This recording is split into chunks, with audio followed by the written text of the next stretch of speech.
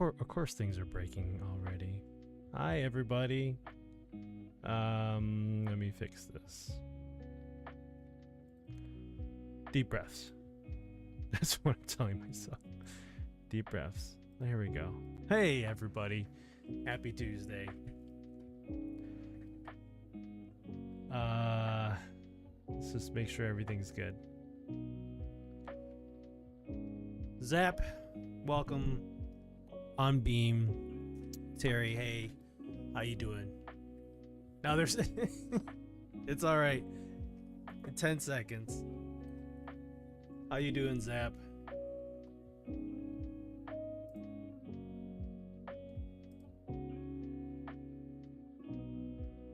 Are the configure? Is this wrong again? Let me just fix this. I thought I had this fixed. I think it's the wrong title inside Beam. I thought I had changed it, but I guess not.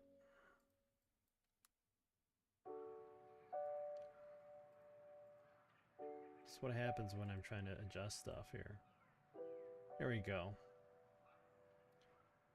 And bacteria. Hey. Oh look, yeah. It all works on through here. Shoot. Let me see if I can get this working properly then. Pop this out. It's all integrated in one. I'm actually happy to see that inside the Beam chat here. That's awesome. I'm happy. Okay, Beam is live again, but game is yeah. I live it, yeah. So I think I just changed. I thought I fixed that inside the streaming configuration, but even at the same time, I don't know if there were some changes that were done since I last streamed. But Twitch didn't launch right away when I had launched Beam with OBS, so I had to reset my key, and then I think everything's working right now. So yep, we worked hard. Need more volume output. Volume output for the microphone. Let's change that. Let's just adjust that a bit here. I'll adjust it on my actual mixer here. Now, if we could get response out. Yeah. I haven't touched anything unless somebody was running around playing with my stuff while I was not home, but I think everything's working the way it should be. Twitch is good. Beam is good. I'm going through everything. YouTube looks like it's working right. So Terry, I think you are alone. Well, other than my wife. My wife's here right now, so she's jumped in. She's going on in the Twitch. She's hanging out here, supporting me as I support her. We won't get into it just yet. I'll wait until other people get in here, but I hope you guys have had a good month being away from me. I hope you guys were enjoying your June. So, hey, Mrs. Glad to hear you're doing better. She's doing much better. Thank God, thank goodness. I told her that I wasn't gonna get emotional about it, but I'm already feeling it because it's just something I'm talking about. It's something that I contemplated with her about coming back and streaming. So we'll talk about that. We'll talk all about that. But I want to see how you guys have been doing. What have you guys been up to? What have you guys been doing? I have a lot to cover because it's been a whole month. Oh, really? YouTube as well? I'm so glad to hear that. Then I don't have to have 3 different windows. So that's good. I'm glad to hear that. Oh what? Yeah, how have you guys been? What, before I spill everything that happened to me and my wife, how have you guys been? How was the second week of June? We went to Chicago to fly out to Washington D.C. and then we went to New York City afterwards. But even that week itself was already it started off well, and then it turned out halfway through the whole trip things just went south from there, because that Friday when we got back, my wife was in VR. So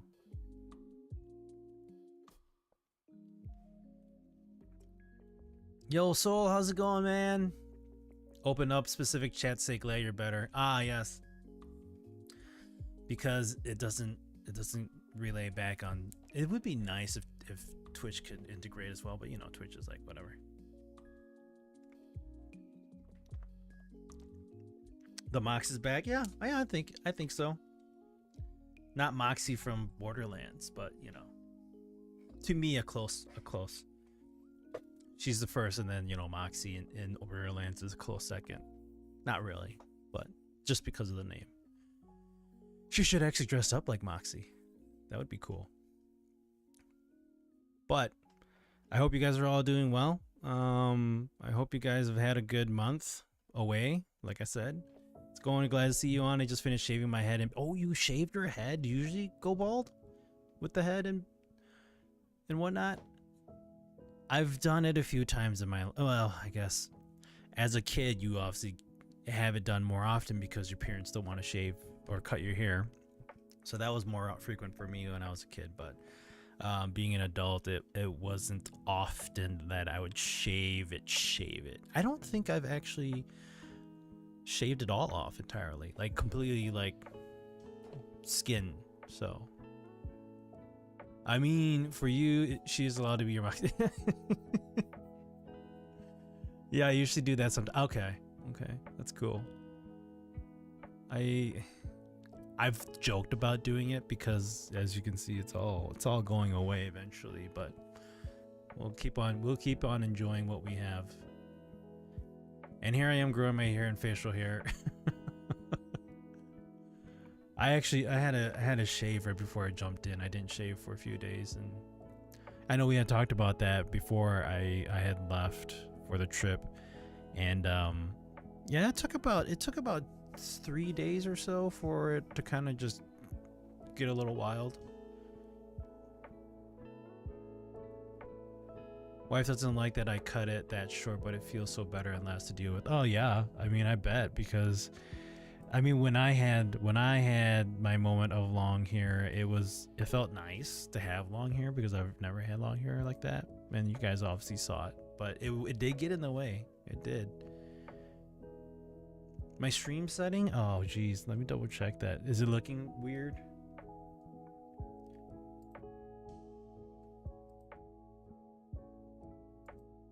Let me check here.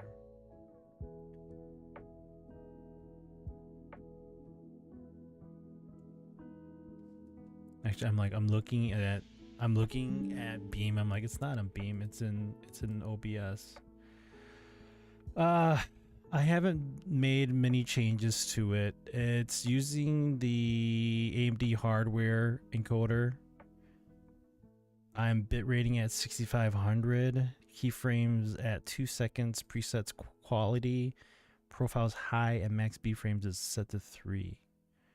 So my rate control is CBR. Y'all are too sweet, blessed to be here and have second chance at life. Yes, I second that a whole lot.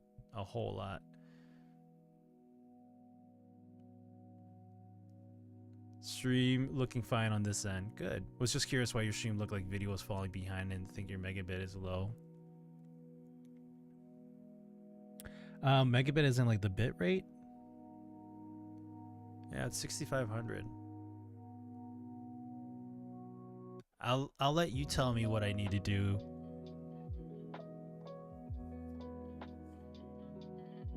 Kind of enjoying the chiropractic work done so far for never having it done before. Second session earlier today, it did 2 spots on my spine. First was a spot on my neck and only had a little soreness there before sleep and was gone in the morning. Oh, that's nice.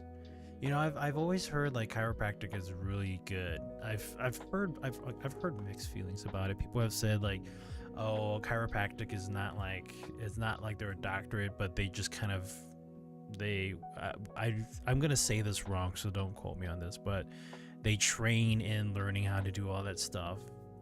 And I've had people say, don't go to chiropractic, go to the chiropractor, go to a massage therapist, or whatever the doctorate version of a chiropractor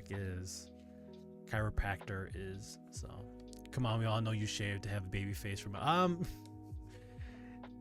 You know, after the hospital, my wife had Molly had said, "You look much older now." I say, "Oh yeah, you know, what we all went through kind of takes a toll on you." Did you feel a little more relaxed after going? Yeah, that's a good question there. Did everything help? Your B max frame should be 1. Uh, you're gonna go to Twitch to say it. All right, I'm gonna change the B frames to 1. Then I think I can change it automatically. I don't know if that's gonna screw things up, but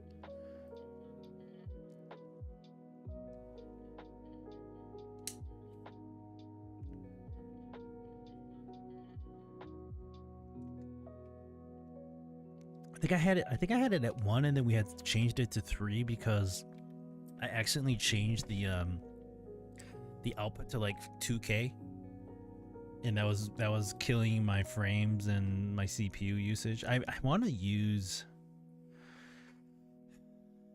the hardware, but actually want to use. I wish I had a I wish I had a 7000 series,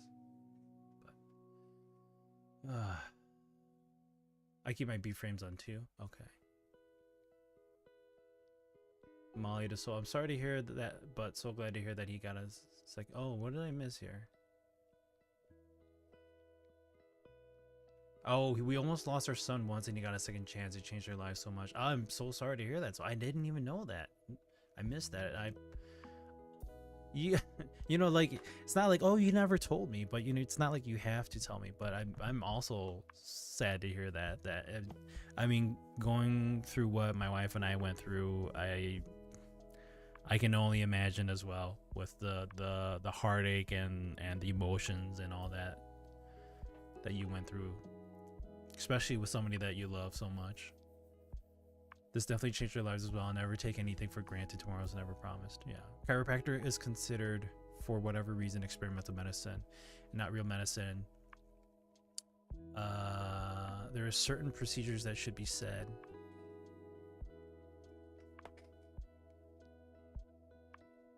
Should be done, should I say. Got it. After the one neck adjustment of the one vertebrae under my skull, yes, even felt like my neck and back were more to the left after it. Back, not so much. I'm gonna move this around here.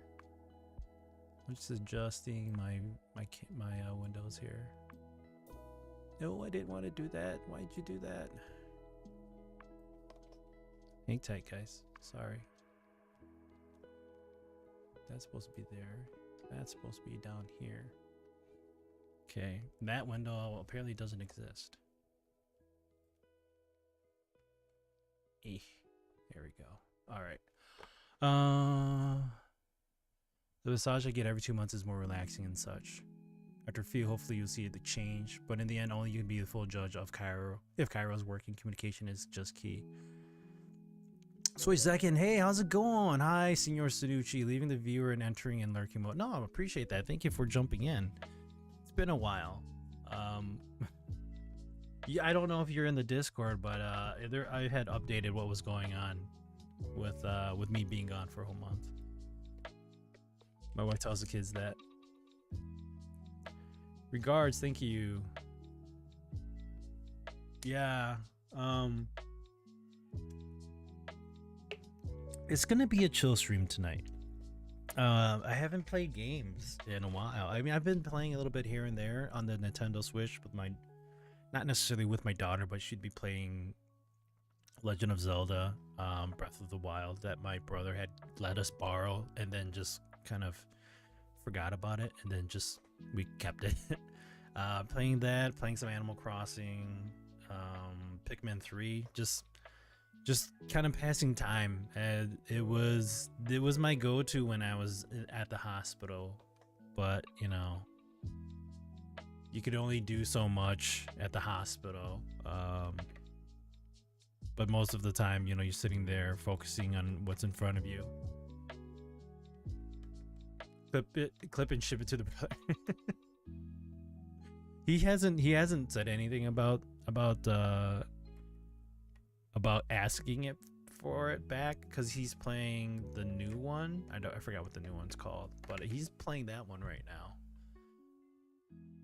Yeah, I did some research checks about B frames on AMD. It's something about issues with stream and is just suggested to use one for B frames if you will use it, but better off with H.265 and AV1 as it is more optimized.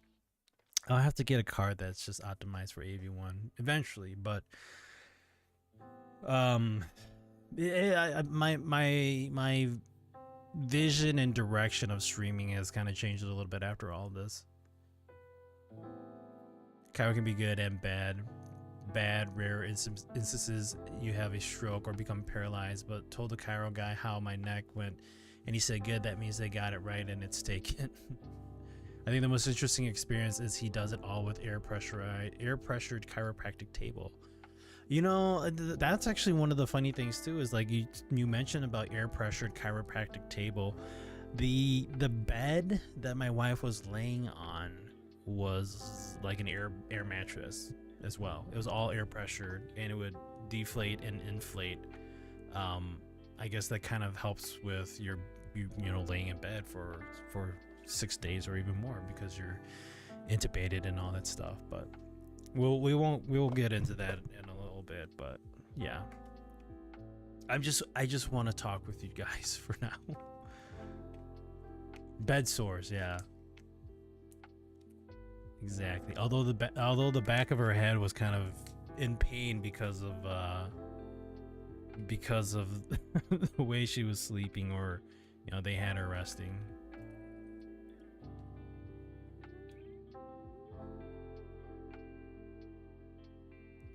It's funny how they call it bed sores. Also called pressure ulcers. Okay. Thanks for that, Zap. Yeah, I mean, just I'm like, you know, you go throughout your day and you just kind of go through the motions. This is exactly what it was like when I was working at my old job. You go through the motions of what you deal with every day, and you don't sit there and reflect back on what you're dealing with or what's going on in life sometimes. Skin tearing also. Wow, I didn't know that. Dang. Huh. Good to know. But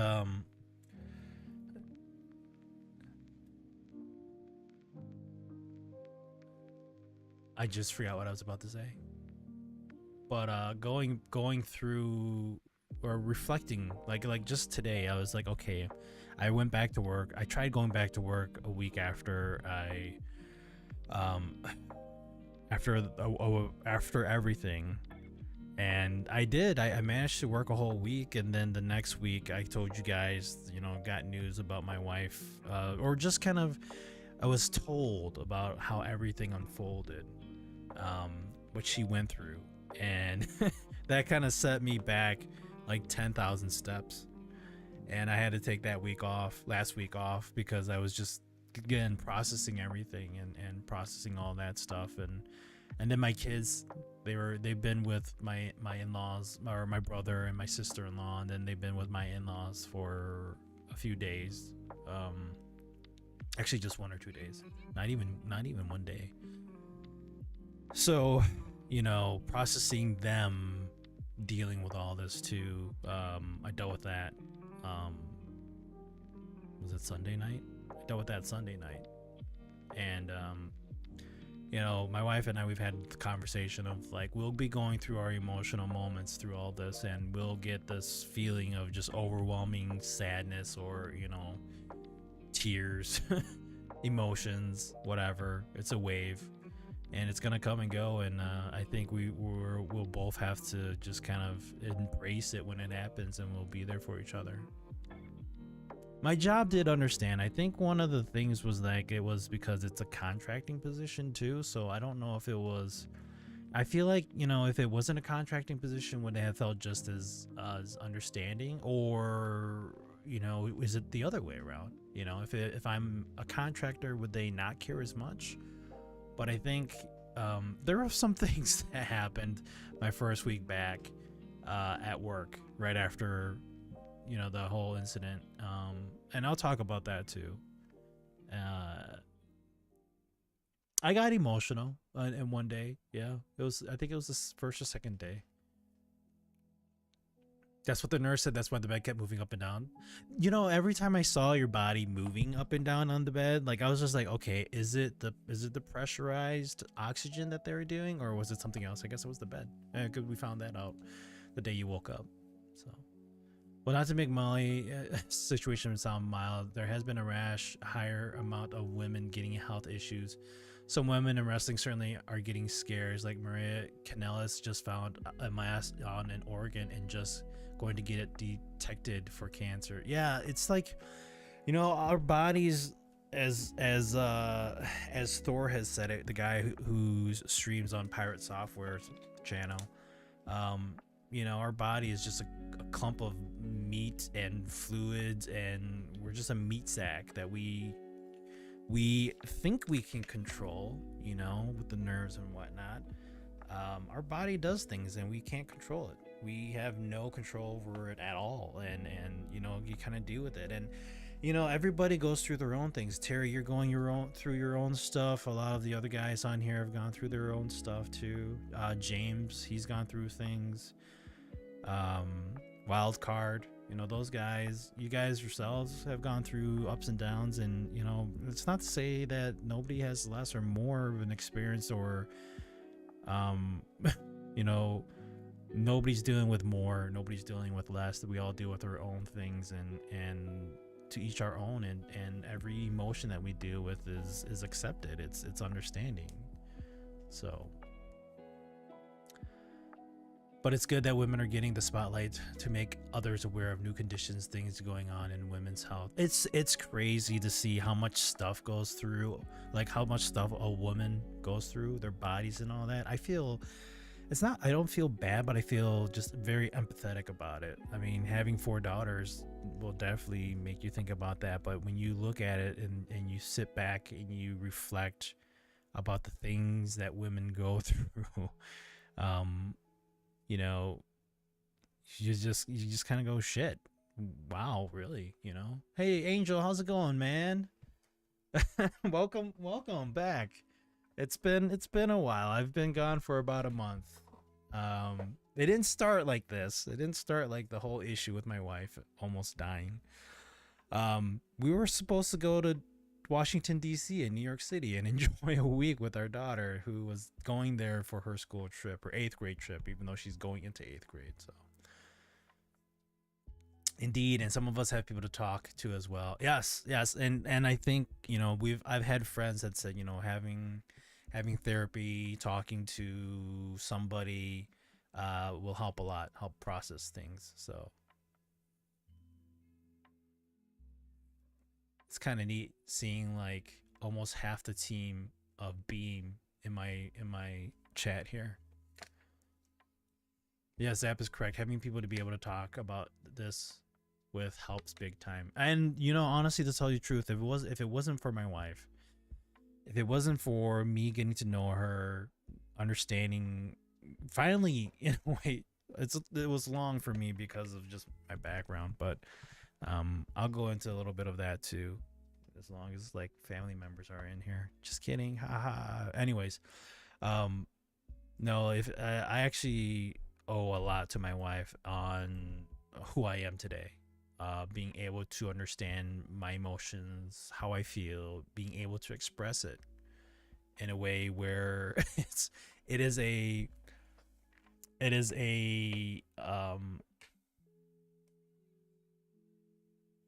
a equal opportunity of talking and discussing and understanding one another.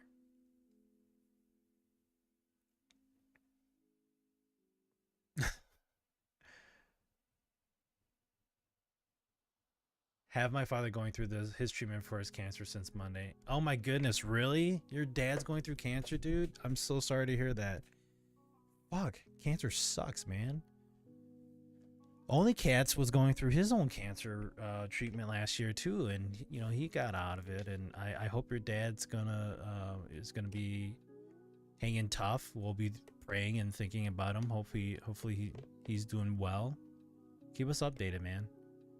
Terry, Molly couldn't leave just yet because of the daughters, but keep your ass in but to keep your ass in line.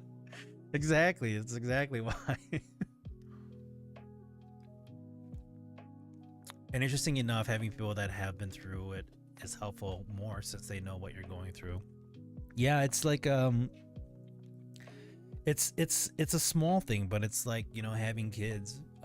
You know, you and I've said this before, and I think, you know, those that are in here that have children can relate. Where, you know, before you had children, you'll watch a show, you watch a movie, and you have this bonding moment between father son, mother daughter, daughter father, whatever, son and mother, and you know they're crying for things, and there's that emotional moment in the movie, and you watch it and you go, oh, like you can kind of relate in a way, like I see that, I understand that. Like, yeah, of course it's a dad loving their children, it's a mom loving their children, and then you have your own kids, and then you see your firstborn, your secondborn, how many ever kids you have come to life, and you're like, wow, this is I made that, you know, and then you hear the baby crying, and it's just this whole emotional roller coaster ride of overwhelming joy and tears of happiness. Um, and then you realize all the things that you see in movies, it just hits you harder. You cry a lot harder. You try not to, but you do, and it's those experiences, it's those moments. Pancreatic cancer, yeah, started it. Just got to get through 9 weeks of it every weekday. Oh, crap, man. Well, positive vibes, all the good stuff heading towards your dad, man. That sucks. That, yeah, Big Pharma supposedly has been sitting on cures for it. That's shit. Yeah, I knew you're gonna agree to that, honey. I knew you're gonna agree to what Terry said. So hopefully it should be all good, but got a business to run as well. So yeah, yeah. Well, you know, focus on what you need to do, and then, you know, focus on what's important. You know. Yep, the balanced work life thing. Yeah, it's it's crazy, you know, and then you and as the whole month of me being gone, I'm hearing news about streamers, and you know, Dr. Disrespect, that whole thing just unfolding. I mean, I'm obviously late to the game on the conversation, but you know, you see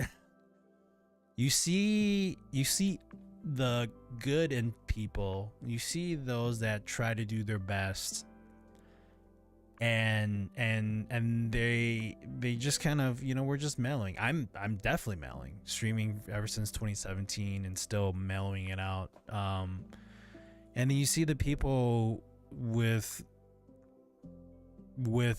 just a different take on life, and yet sometimes, most of the time, it's a shitty take, and they're soaring in whatever it is that they're doing, and you just kind of go, wow, you get drawn the short straw.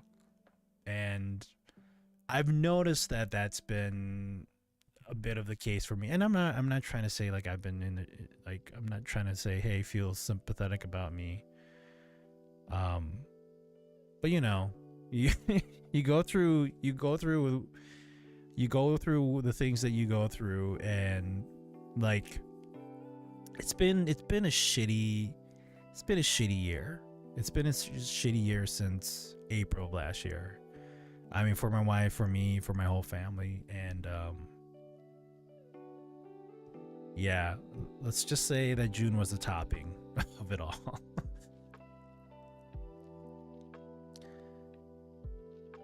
Volunteering to assist with Beam from time to time. Yep. Oh, which reminds me, gave you an invite to the Beam server. Oh, did you? Wait, the Beam. What Beam server? Wait, hold on. I see that. I see that in Discord. Ah, I am here.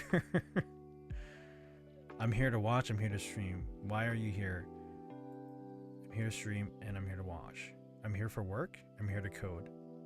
All the above? We'll do the first two. That's what we'll do. All right, I joined. I've joined for now, but I'll look at it some more in a bit. But thank you for the invite, Zep. Oh yeah, I hear you.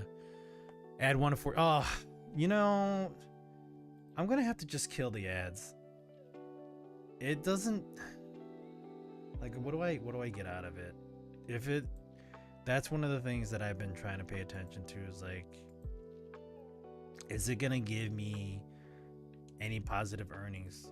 You know, it's a little bit here and there, but it's not much, you know. Let me just look at this really quick. I didn't do anything in June. Surprise, surprise.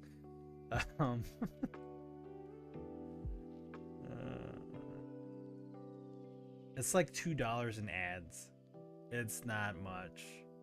I should just turn it off. $2 in ads. It's pointless. Let me just turn it off right now. Seriously. There's no reason to have it. We're just shutting it off. Click below to tell us why you disabled Ads Manager. You can always re-enable it in your settings. Because I'm not making money in ads. So there we go. Ads are off. Boom. And over. Oh, it's getting confused because you and the missus are back. Right. I think that is why we want Beam to succeed. We were fixing up so much here too that didn't get working right. Yeah, and I've been seeing the emails about you guys doing server updates and whatnot, which is neat. Kind of just letting the people know, like, hey, we're working on this, we're working on that. And the nice thing is that you guys care and you guys are working. It's not like you guys have already had, I mean, like, eventually you guys will get this all sorted out and eventually it'll come to a point where it gets big. And the question then stands is that when it does, do you continue to provide that service that you guys have been, or do you kind of throw it on the wayside like Twitch did, you know? But I know you guys have good intentions. Definitely having good intentions.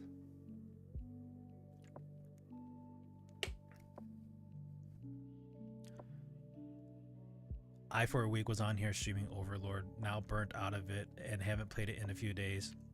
And that happens. Like I was playing V Rising off stream before I went on the trip with my daughter, and I haven't touched it since. I've been working, I've been at home focusing on other things, and I told my wife over the weekend was like, I didn't have the urge to play games.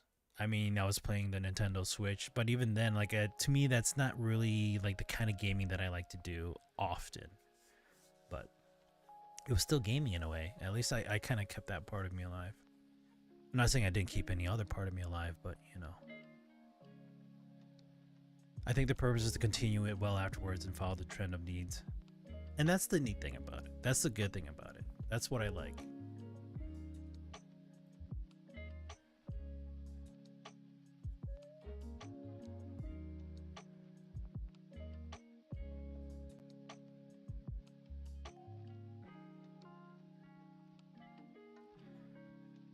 One thing's for sure after all of this,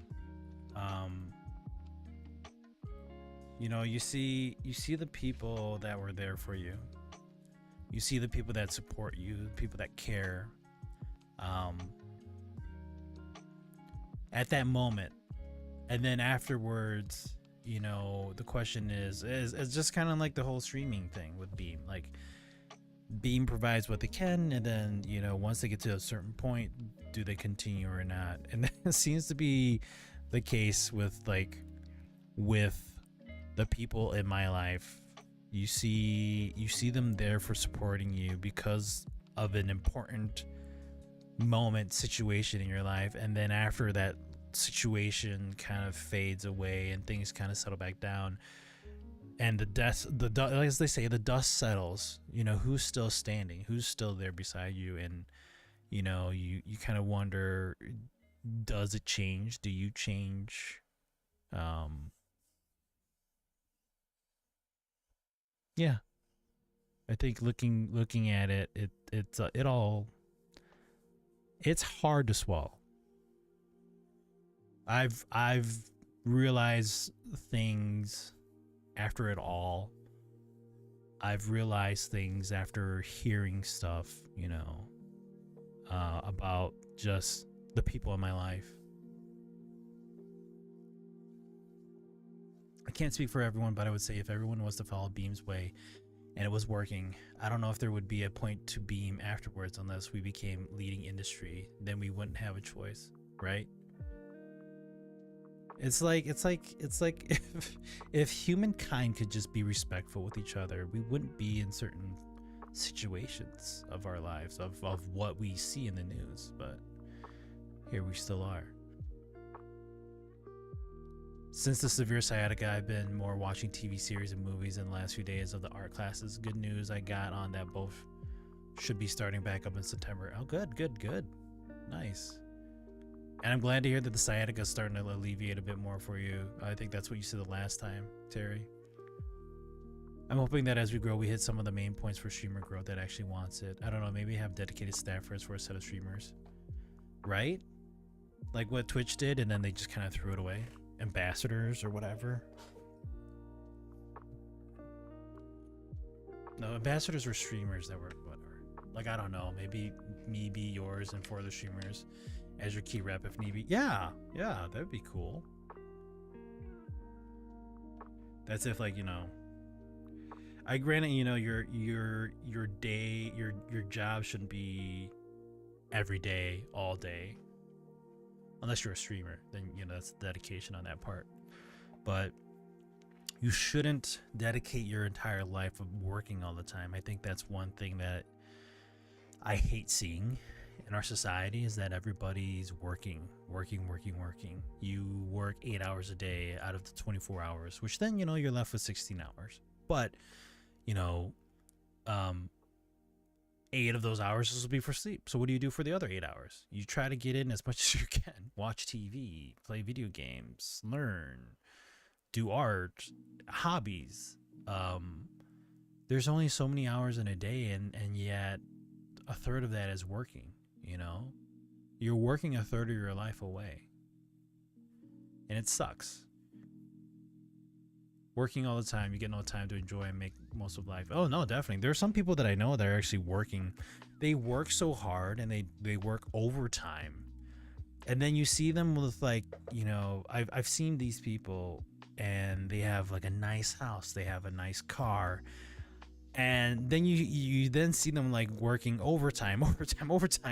And then the question I ask, and I don't ask to them, I just ask it myself is like, when do you have the time to enjoy that? You buy yourself a really big house, you buy yourself a nice house, but when do you have the time to sit there and enjoy it? You sit there and you get to have a good time and just say, hey, I bought this house and I'm living in it, versus I bought this house and I'm working overtime so then I could pay for this house, Yo, Rue, how's it going, man? Happy Tuesday to you. It is Sanucci. It's been a month. It's been a shitty month. It's been a shitty year. Like over a year, because it's now July and everything happened, April of last year, Of course, it would make sense if someone could only stream like Iron Mouse with her IDF. IDF, huh? I thought you got sucked up in a tornado. Living in the Midwest, that is likely more. That is more likely to happen. And in the past 2 months, we've had, was it 2 or 3 months? We've had tornado warnings, and one of them happened just a few weeks ago while my wife was still at the hospital, and I was like here at home with my oldest. So, yeah. I mean, that could have happened. That definitely could have happened. Thank goodness it didn't, though. Yes, there was a push for 4-day work weeks, I believe, here in Canada, like they do in some parts of Europe nowadays. It would be nice, you'd still be able to make the same amount, but then you'd only work 4 days, and you could have this transition. It's like working retail. Some people might want to work like late shifts, or some people might want to work Friday through Monday, and then you would do Tuesday through Friday or whatever, the overlapping part. I think that's one of the things that kind of just needs to be understood. But to work 5 days a week and then just maybe that's where AI comes in. I don't know. Do you have a tornado emergency kit? What is inside a tornado emergency kit? Because I don't have one. I think the only thing that we have, I mean, like we have like a radio, a weather radio. I mean, I always have a flashlight nearby, but we don't have an actual kit because tornadoes happen in our area, but it doesn't happen often. I mean, okay, I guess the question is, what is often? Like, is it like once a year, or like twice, 2 times in 5 years? I'll have to say, of the places that I lived here in the Midwest, I have encountered tornado warnings in the areas that I've lived in. I've never had a touchdown in the area. I never had the experience of seeing one roam through my area. But we have had those, hey, there's a potential tornado warning, like it's going to happen, or it's there's the conditions are right. Isn't that what a warning is? A watch is like, hey, something might be stirring, then a warning is like, hey, there is going to happen. I don't know. Or the warning is like, it's they're like, hey, shit's going down. There is one. Keep an eye out. I don't know. No, we thought he divorced Lisa Sue and went to work for it. Joel and True, how's it going, man? Happy Tuesday. And yes, this has been a shit year. It has been. I don't know. Joel, you just started recently in the channel hanging out. Let me just be brief on this. I won't be brief on what happened. I mean, obviously the title explains it, but my wife, she had a emergency spinal fusion back in April. She's got a drop foot now, or foot drop. I had something personally happen to me in October, which I've yet to share. And then my wife almost died almost a month ago. Yeah. So, yeah. She currently can't really leave the house except for rare instances because of very weak immune deficiency. Oh, okay. Got it.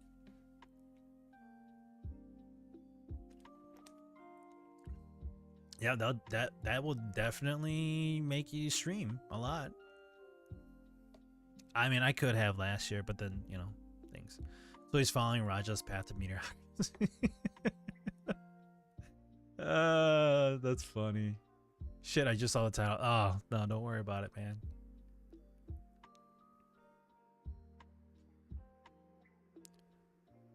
Lucas, sup, Sunichi? Sorry to hear about your wife. I was really wondering how many Fridays were you absent here.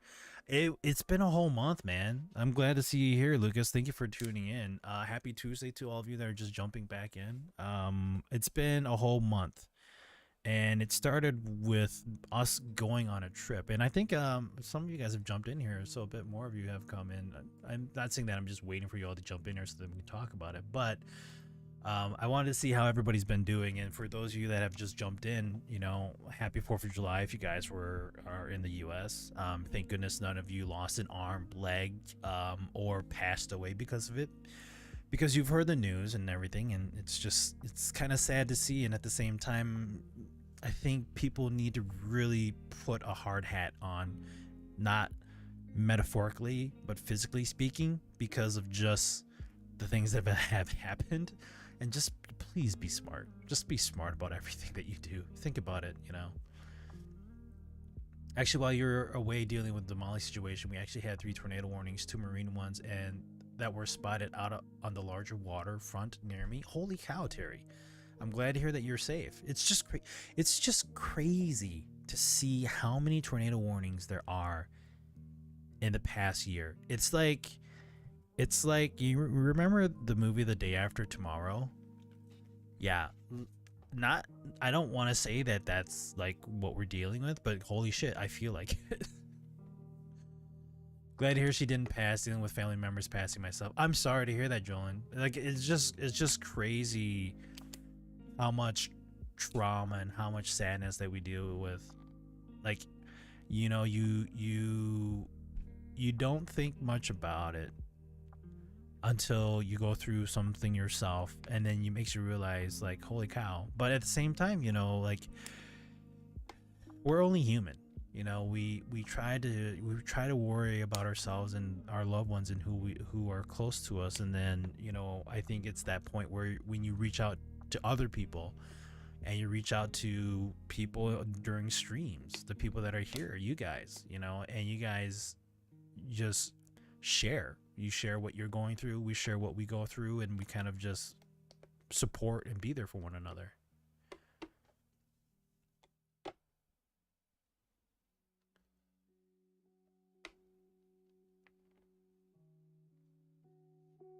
So her streaming like 48 hours a day as work just so happens to be joy for her. In that case, I'd get it. Yeah. I mean, I would love to stream for that long too. Just being on stream and hanging out and playing games and whatever. But as I said to my wife, there is no, I don't have a value in streaming. And it sounds like a shitty take, but hear me out. Eventually, it'll all kind of make sense with everything. Gonna get me fruit? Yeah, go ahead. My own personal shit show. Hope all is well. Yeah, we're all going through. It seems like everybody's going through their own shit shows of things, whether it's small or big. It's still a shit show, and it shouldn't be neglected. It shouldn't be dismissed by others, because we all go through our emotions. We all go through one thing or another, and it in ways it isn't relatable, and in ways some people won't be able to understand it, versus those that have maybe gone through the same thing and can relate to it, and it's those people that are understanding that you kind of try to keep close to you dearly. And I'm trying to do that myself. It's been something that's always been hard for me because of how I was raised. My father almost died last Thanksgiving. Oh my God, I'm so sorry to hear that, Rue.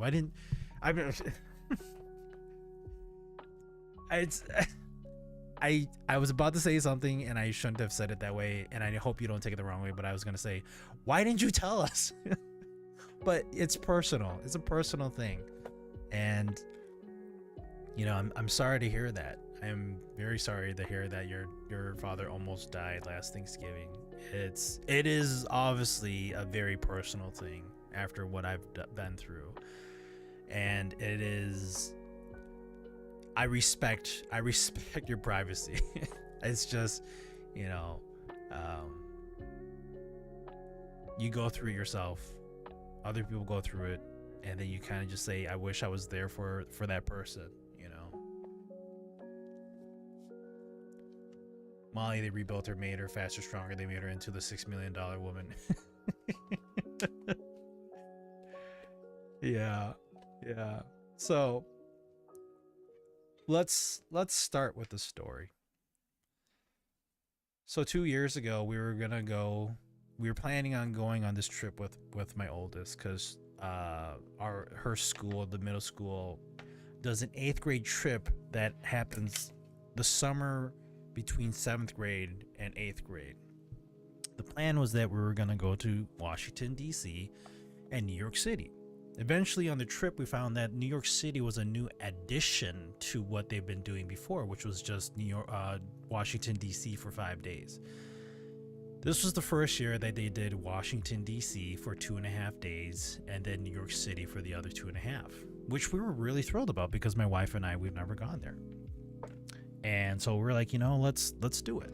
We'll be there to support our daughter and kind of be there in case she just doesn't feel comfortable, but at the same time we're going to enjoy it ourselves. So looking back at my calendar here, because oh my God, it's been almost a whole month, right? Yeah, it's been almost a month. Today is the 9th, and we had left on the 9th, didn't we? We did. We should. Are you still here, honey? Wasn't it it wasn't exactly a month? Wow, that was not planned. I did not plan this at all, guys. It was a Tuesday. I was gonna actually like joke on like social media, hey, my wife almost died, let's taco about it, because it's Taco Tuesday. But yeah, I know, bad jokes. Dark jokes. Firstly, I don't typically mention the shit show because I don't want anyone to feel I'm trauma dumping. It's just life, and we all work through it. Yeah, and that's a lot of the things that I had contemplated about when I had, you know, things happen in April with my wife, and then my personal thing that happened in October. And the thing is, like, I jump on stream, I jump on Twitch, and now Beam and YouTube, and I share not necessarily my life entirely. I don't do like VODs daily. I don't do this whole YouTube of like, hey guys, this is what I'm doing. I don't get paid for it, and I wish I could get paid for it, but I don't, so I don't do it. And it's more about the privacy of my family. But I do it here on stream. I do it on Tuesdays and Thursdays. I talk to you guys about my life, about what I go through sometimes, the games that we play, the fun that we have.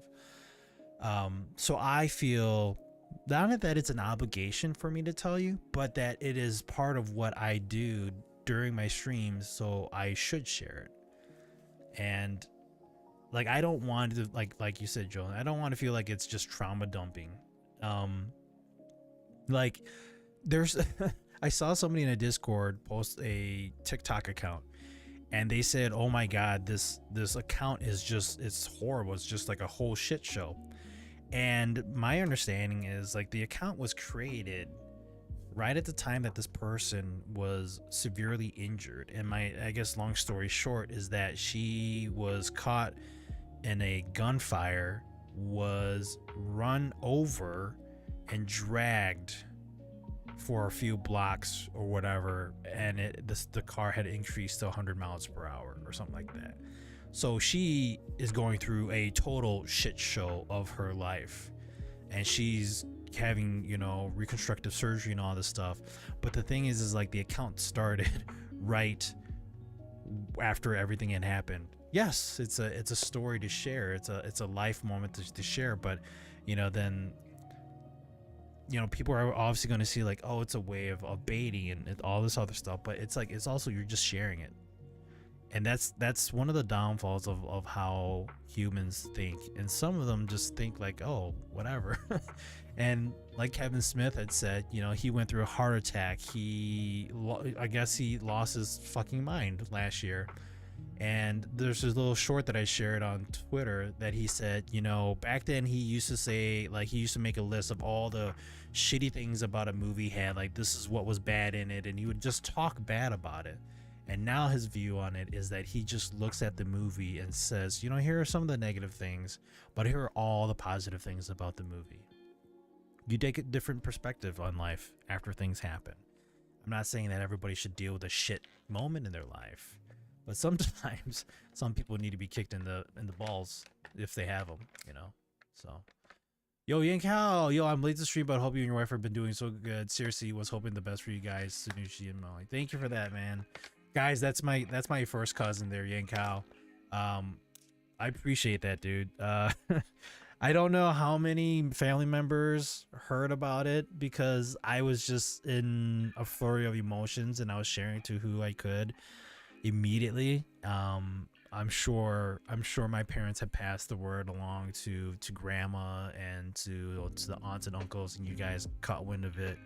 Obviously I posted what I could on Facebook with family, and this is like, I don't ever post on Facebook, but when this went down, like, I had to make certain decisions of what was going to happen, and I will share those tonight. I will share the decisions that I made, and, you know, reflecting back on it and asking myself, was it the right decision to make? The only great thing about the internet, besides the drama toxic BS that goes on nowadays, is there's more resources for people to be able to talk about things they're dealing with instead of being in it on their own, right? Back in the Fruit was delicious. I saw that. I was just kind of talking too much. Kind of like when the sciatica came on, I wasn't prepared for it being a 10+ week ordeal like you and Molly went through. Yeah, especially with sciatica, it's crazy. My wife was going through it, but she isn't anymore. Kind of here, yes and no. It was kind of like, it was a weird trade-off. You traded off sciatica for spinal fusion. I'm recovering at home now. Hope you and the family are doing well. We miss you guys. We definitely miss you guys. We need to have another family reunion. Terry, that's just it. And worse is those whom don't realize to do so when life hands them a reality check on things. Yeah. Only Cat CTV, how's it going? Sounds like a rough adventure. It was a rough adventure. Joel, I hope you have a swift recovery. Only Cat CTV. Grandma passed away a few weeks ago. Oh, God. It's so much turmoil between all of us. I'm sorry to hear that. I'm so sorry to hear that, Only Cats. And here I am, like, telling my story, and I don't want, like, again, I respect everybody, and I totally understand that everybody goes through their own shit shows. I just happen to be streaming, and I happen to stream, and that I feel that it's right for me to tell what I went through for the past month. It's gonna be hard. Like, even right now, like right before I even jumped on, I was just getting emotional thinking about what I was gonna share, and I will get emotional. I probably will have this, which it's not that I just happened to have it here, but it's always here in case I need to blow my nose. But I have tissue here, so if I start crying on stream, I apologize. I might have to cut intermission or something, and you guys don't see my face just dripping with water. Works. Man, when I heard about it, I told them I literally was talking with you guys on your stream a few weeks ago. I know, right? It's crazy. Yeah, I feel you, man. I feel you too, Only Cats. Feel for you on family members passing. Sorry for your loss. I get emotional earlier due to a situation on my end. Cry all you need, buddy. I won't toss mine in there. No, if you want to. I think everybody's been sharing just a little bit of what they've been dealing with, and that's the thing too. It's like, I don't want you guys thinking that this is my stream and that you guys just need to focus on me, because if we're a community, that's what a community is. Think of it as like before the society that we had today, you had small communities, small tribes working together, doing things and surviving on each other's emotions and actions and behaviors. So think of it like that, you know, like we're all here together, we're all here to hang out, we're all here to have a good time, and you know, sometimes good times turn into bad times and turmoil and sadness.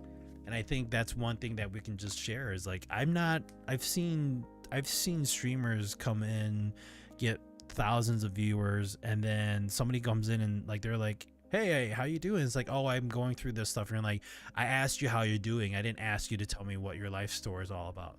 Well, you know, when you ask people how you're doing, just think about it. How many people do you say, hey, how's it going throughout your day? And do you really mean it?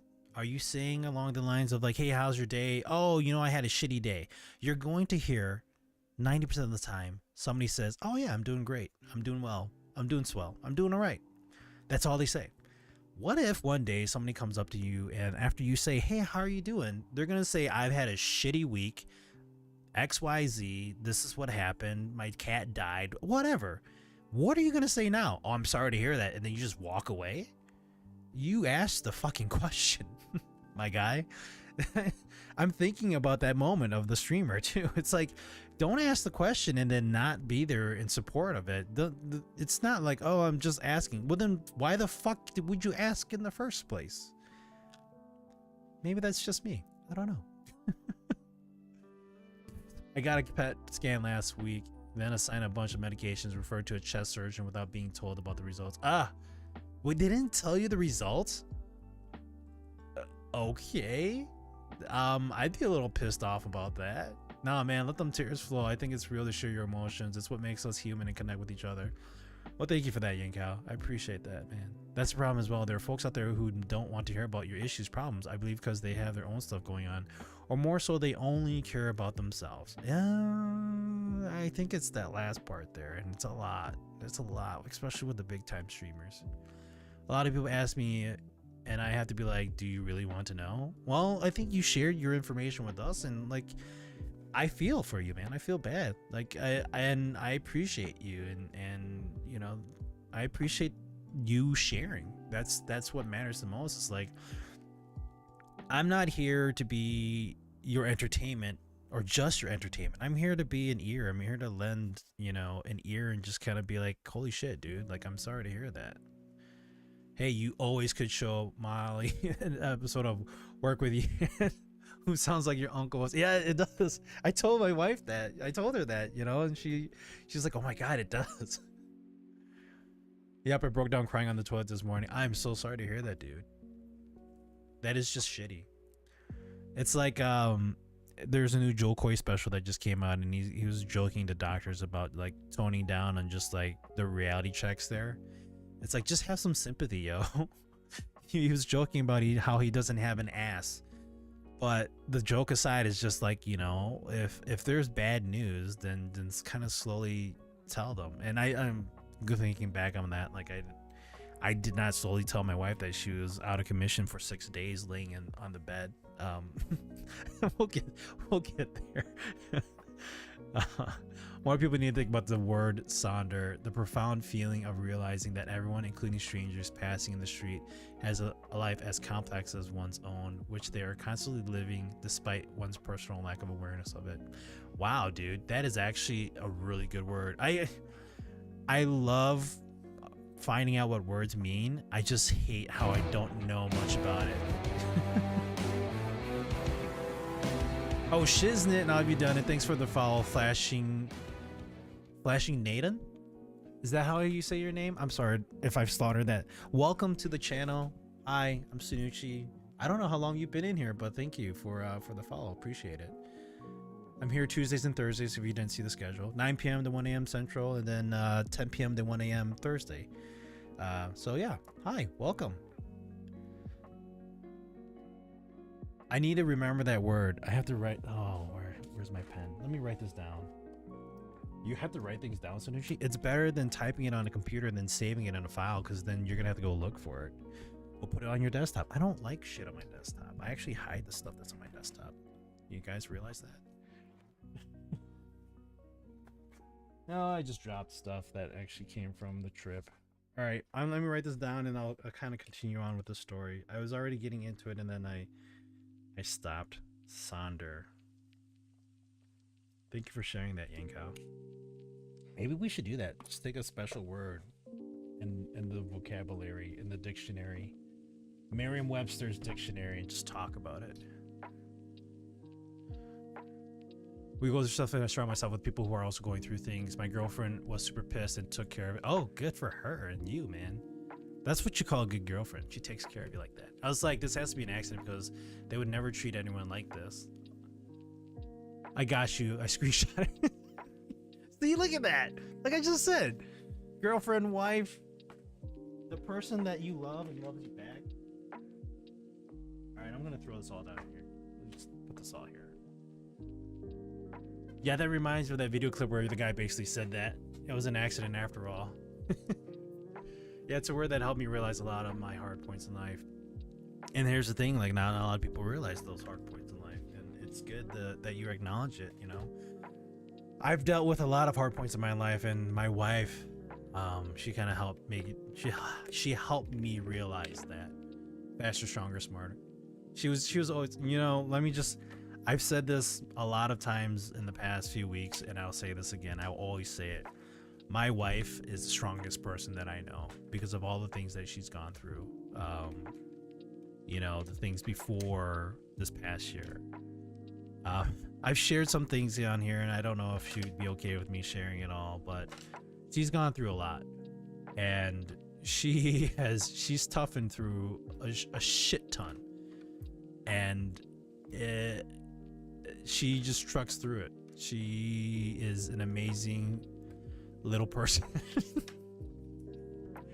She's only 5'2", but she's amazing. She loves me for who I am, and I love her just as much for that. So there we go. So yeah, a whole month ago, exactly June 9th was the day that we were heading out to go to my oldest's trip. It was her 8th grade trip, going to Washington, D.C. for 2.5 days, and then New York City for the other 2.5. It used to be, as I said earlier, it used to be just a 5-day trip to Washington, D.C., but this year they decided to spice it up a little bit. Foxy's a little jealous here, huh? How you doing, man? I see you. Don't worry, I saw you here, man. You've been here all night. How have you been, man? Happy birthday, by the way. I totally missed that. I'm sorry about that. Well, your birthday was on the 7th, was it? Guys, Foxy's birthday was just a few days ago, July 7th. Let me just go back and look at the Discord. I owe it to you to say that.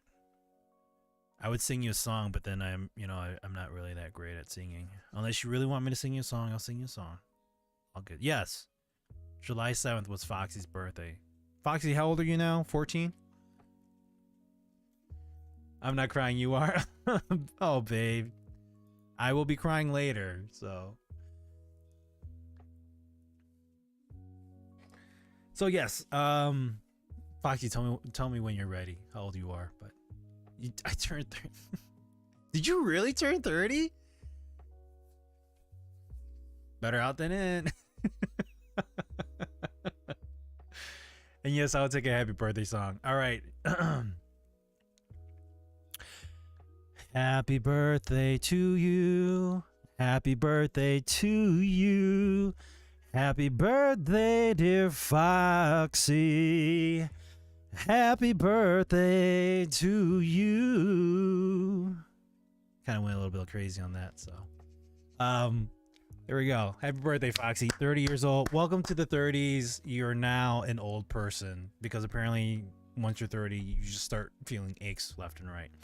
But the trick to that is stretch. Stretch as much as you can, because if you think about it, how babies are and the way their bodies get just altered to just look like a little munchkin in a blanket, we're supposed to be feeling the same way even after 30 years of being on this world. So stretch a lot and work those muscles. Yes, it's downhill from 30. Please tell me someone's clipping that. It accelerates when you hit 40. It accelerates when you hit 40, but you just have to accelerate a little bit more on just staying more fit, a little bit more flexible. Hey, if we need to do that together as a whole, we'll do that on stream too. We'll do like a 30-minute stretch and workout. So, but yes, happy birthday, Foxy. I'm glad to hear that you're doing well. And thanks for being here, man. Appreciate you. So as we continue on with the story, so we headed out a whole month ago, drove out to Chicago on the coach buses, and then we flew right to Washington, D.C. And it was great. The first day we were doing well. My wife was managing with her walking and her foot drop. She was getting a little sore, and then things just started to kind of go downhill from there. So like it was, oh my god, I'm still trying to just remember all the days here. Let me just go back and track. It was Sunday that we left. I gotta go to my Google Maps and just take a look here. I'm not gonna show you guys exactly where my timeline is, but I just need to go back and reference it because of all the things that we went through. I want to kind of be on point with this here. My timeline, here we are. How about we all tackle eating like how about we all talk about eating like shit because we all love and overdo the bad food. Oh yeah, we definitely do. I mean, when you want those moments of just like, I want to taste good food, you do it. What's stopping you? Nobody. Nobody's stopping you.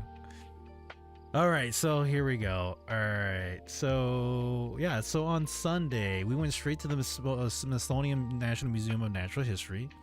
We went to the National Mall where Washington D.C. is. You kind of see all the Smithsonian museums there. We were enjoying it. We had a good time. We went to the White House, took pictures there.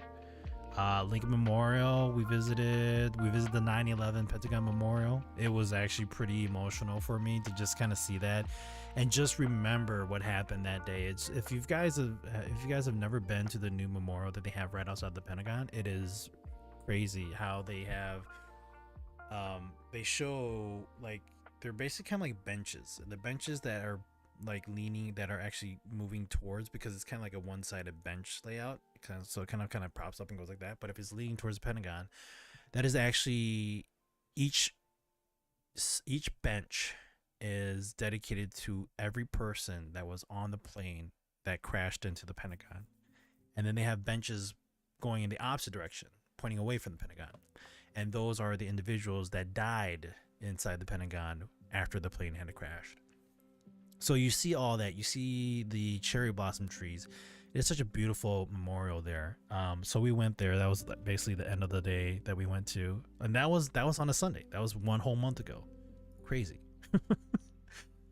Monday we went into we were still at Washington. I think my wife started to not feel well that day, and I feel bad because I kind of pressured her into going, and just kind of like, hey, you know, we invested in this. I think you should try to take some time into going and enjoying it. I felt bad. Like, looking back at it, I feel horrible for not making her, but just kind of trying to get her to go out.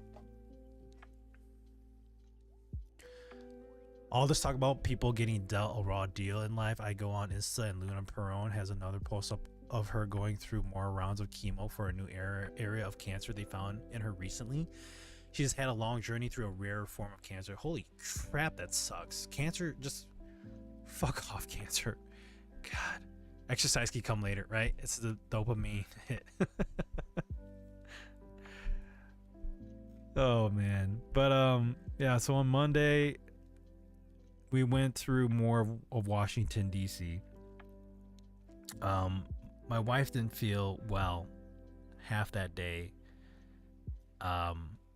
So actually no, she was it was at the very end, I think. No, I'm wrong. Let me go back on that. It was near the end of the day that she wasn't feeling well.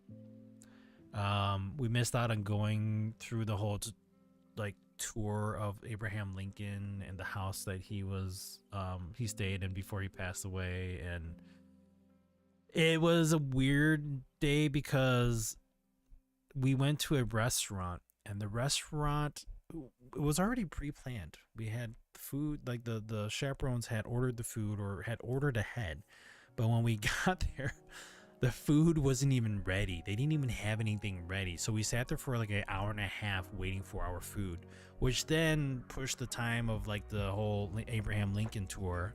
So we were supposed to end in Ford's Theater, like going into Ford's Theater, and that never happened. My wife wasn't feeling good. Molly wasn't feeling good. I keep saying my wife because, but she wasn't feeling good, so we stayed on the bus together. And so we the bus driver took us to Ford's Theater, and we waited for the whole group to come. I think we had over 80 people. We had 80 people, I think, exactly.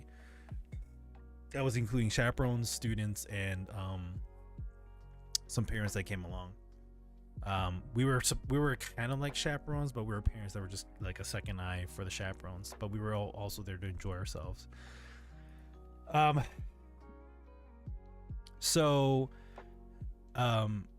It was her foot. That's what it was. Her foot wasn't feeling well. She couldn't walk, so I said, no, we're just gonna stay on the bus. That's okay. It was Tuesday that she started feeling bad. It was the 11th of June. We kind of went out to go see the Arlington National Cemetery. We went to go see the Tomb of the Unknown Soldier. I've been there before.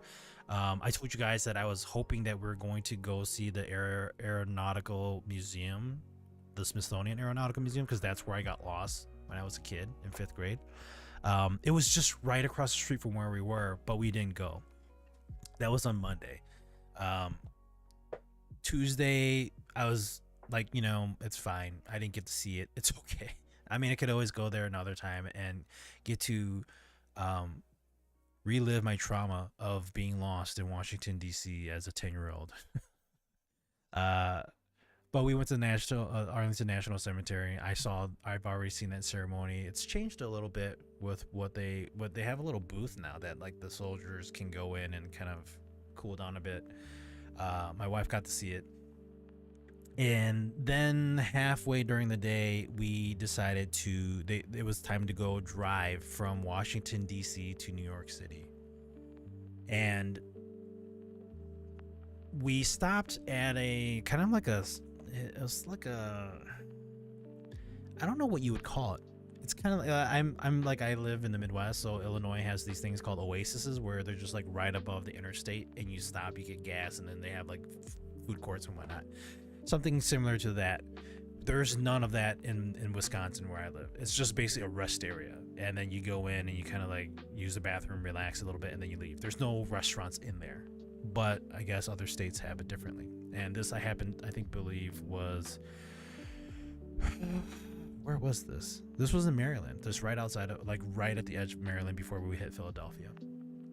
And after my wife had lunch that day, that's when she started feeling ill.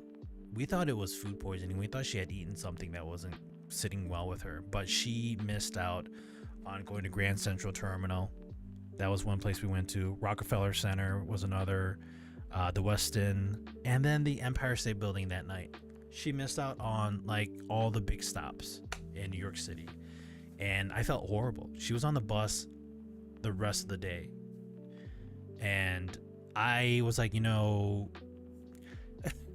not that, hey, I paid for this, I'm gonna go enjoy it, but we both had an understanding that, hey, I'm not feeling well, you go and enjoy it. You go with our oldest and spend time with her, and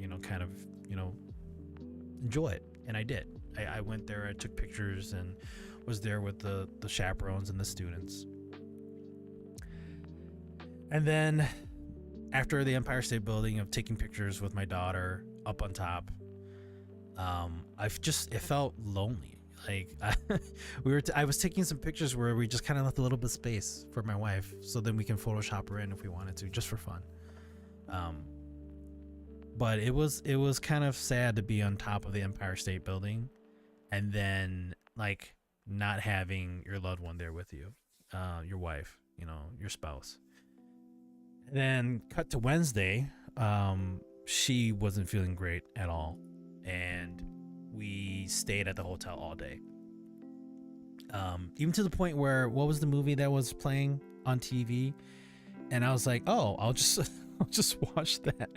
Well, I forgot what the movie is called, but my wife, she loves that movie. It's basically Tom Hanks and what's her face, and it's about the Empire State Building at the end. Sleepless in Seattle, there it is. So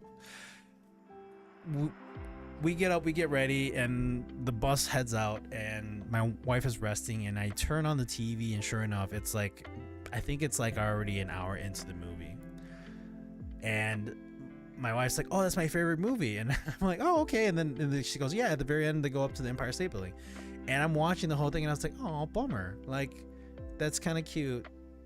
It's if you go back and you look at it, though, I don't know when that movie was made, 80s, early 90s, whatever, but the whole story is basically a stalker movie. If you look at it today on how just crazy the world is and how fucked up it is, sometimes people would just look at that movie and be like, that is a fucking stalker. She's a stalker, he's a stalker, they're stalking each other. That is basically what Sleepless in Seattle is. Some lady hears about some kid's dad who loses their mom, and then she thinks that she's in love, and she flies halfway around the US to go and find this guy and say, I love you, just because she met you or heard about you over the fucking radio. I was like, that's so cute back in the 90s. But if you look at it now in 2024, that's fucking creeper status. That is total creeper status. Last time I was up in the Empire State Building was with my grandfather back in 1996. Holy cow, you should go back there. I think it's actually, going back and looking at it, it's going to be neat. And I hope that, soon, Molly and I would be able to go back up there and actually enjoy the Empire State Building together. But if you go back and watch the movie, and I joked to Molly about that, I was like, girl, this is like a fucking stalker movie. I love you. I love your dad because you told me stories about him over the radio, and now I'm gonna go all the way halfway. I think she's in Seattle, and she goes, I don't remember where they are exactly, but she just goes, and she's like, I'm gonna see you. I don't even know who the fuck you are, and I'm gonna come see you, and I'm gonna admit my love to you. Fucking crazy. That's crazy shit right now. A lot of things we have films about in the past, in today's light, would be considered so wrong. Right? So I was joking about it, but also at the same time, you think about the love and the whole story behind it. Yes, it makes sense. But when you take it out of the context and you look at it, you're like, what the hell? She's a total stalker, crazy lady who's just, this sounds like an intro to something like, I don't know, Misery. I don't know what misery is actually. I'm gonna have to look that up. That happens every day on Twitch. You're not wrong. You're not wrong. I think every female that is on Twitch actually runs into that problem. Terry Sleepless in Seattle. Isn't that the movie Meg Ryan proves women can fake it? No, that is When Harry Met Sally, I believe. Where she's like, she's fake orgasming in a restaurant, was it? Yeah, that I believe that is When Harry Met Sally. But same, I think it's still Meg Ryan. Yeah, yeah, that's the one. Yep. I haven't seen both movies, but I remember that scene because people have talked about it. Two terrible endings and restraining orders. Exactly. Hurrah! Celebration. Lucas, IRL streamers, be careful. Yeah, right? Ugh. I've seen some of them. There's actually one where I forgot his name. I saw a snippet where he's walking in the Philippines and some guy walks up to him and he pulls out a knife, a pocket knife from his pants. And the reaction of him was like, oh, hey, are you, I forgot what he had said. I think he changed the subject really quick. And the guy was just like, yeah, he puts the pocket knife back in his pocket. I wouldn't think it's a pocket knife. It looked like a freaking, it wasn't a machete. It didn't come out, it wasn't a machete. It wasn't like the machete I saw in Chicago when I was a kid. You guys are like, what the fuck? Yeah. I told that story before. We'll tell that one, a little bit later. But, yeah. But, yeah, IRL streams. Be careful, guys. Misery. There we go. Let me click on that. Thank you. A Stephen King movie.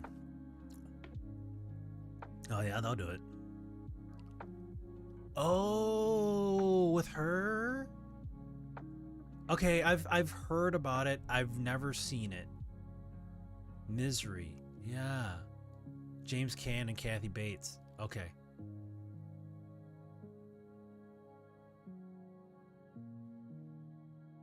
She saves him, doesn't she? Something like that? After a famous author is rescued from a car crash by a fan of his novels, he comes to realize that the care he is receiving is only the beginning of a nightmare of captivity and abuse. Oh, yes! That's the one! I didn't know what it was called. Yeah, I remember hearing about it and seeing snippets of it. I should probably watch that. No, maybe not. Okay. So moving on to the story. We spent the whole day. This was actually... the hotel that we stayed at was across in Jersey. It was actually funny that I say that because Foxy, Rob was like only an hour away from where we were. I had asked him in his Discord, and I was like, oh, maybe we could meet up. And I was like, no, probably not, because we have an agenda. And then sure enough, my wife feels sick, and then we're at the hotel for the whole day. And I was like, I should have told Rob. Rob could have came and visited us, and we could have hung out. But my wife wasn't feeling well, so I didn't want to like just kind of throw that and spring that upon her and saying, "Hey, guess what? Rob from Twitch is gonna come and hang out with us." No, that would have been cool. I think it would have been great to see Rob, but it was bad timing.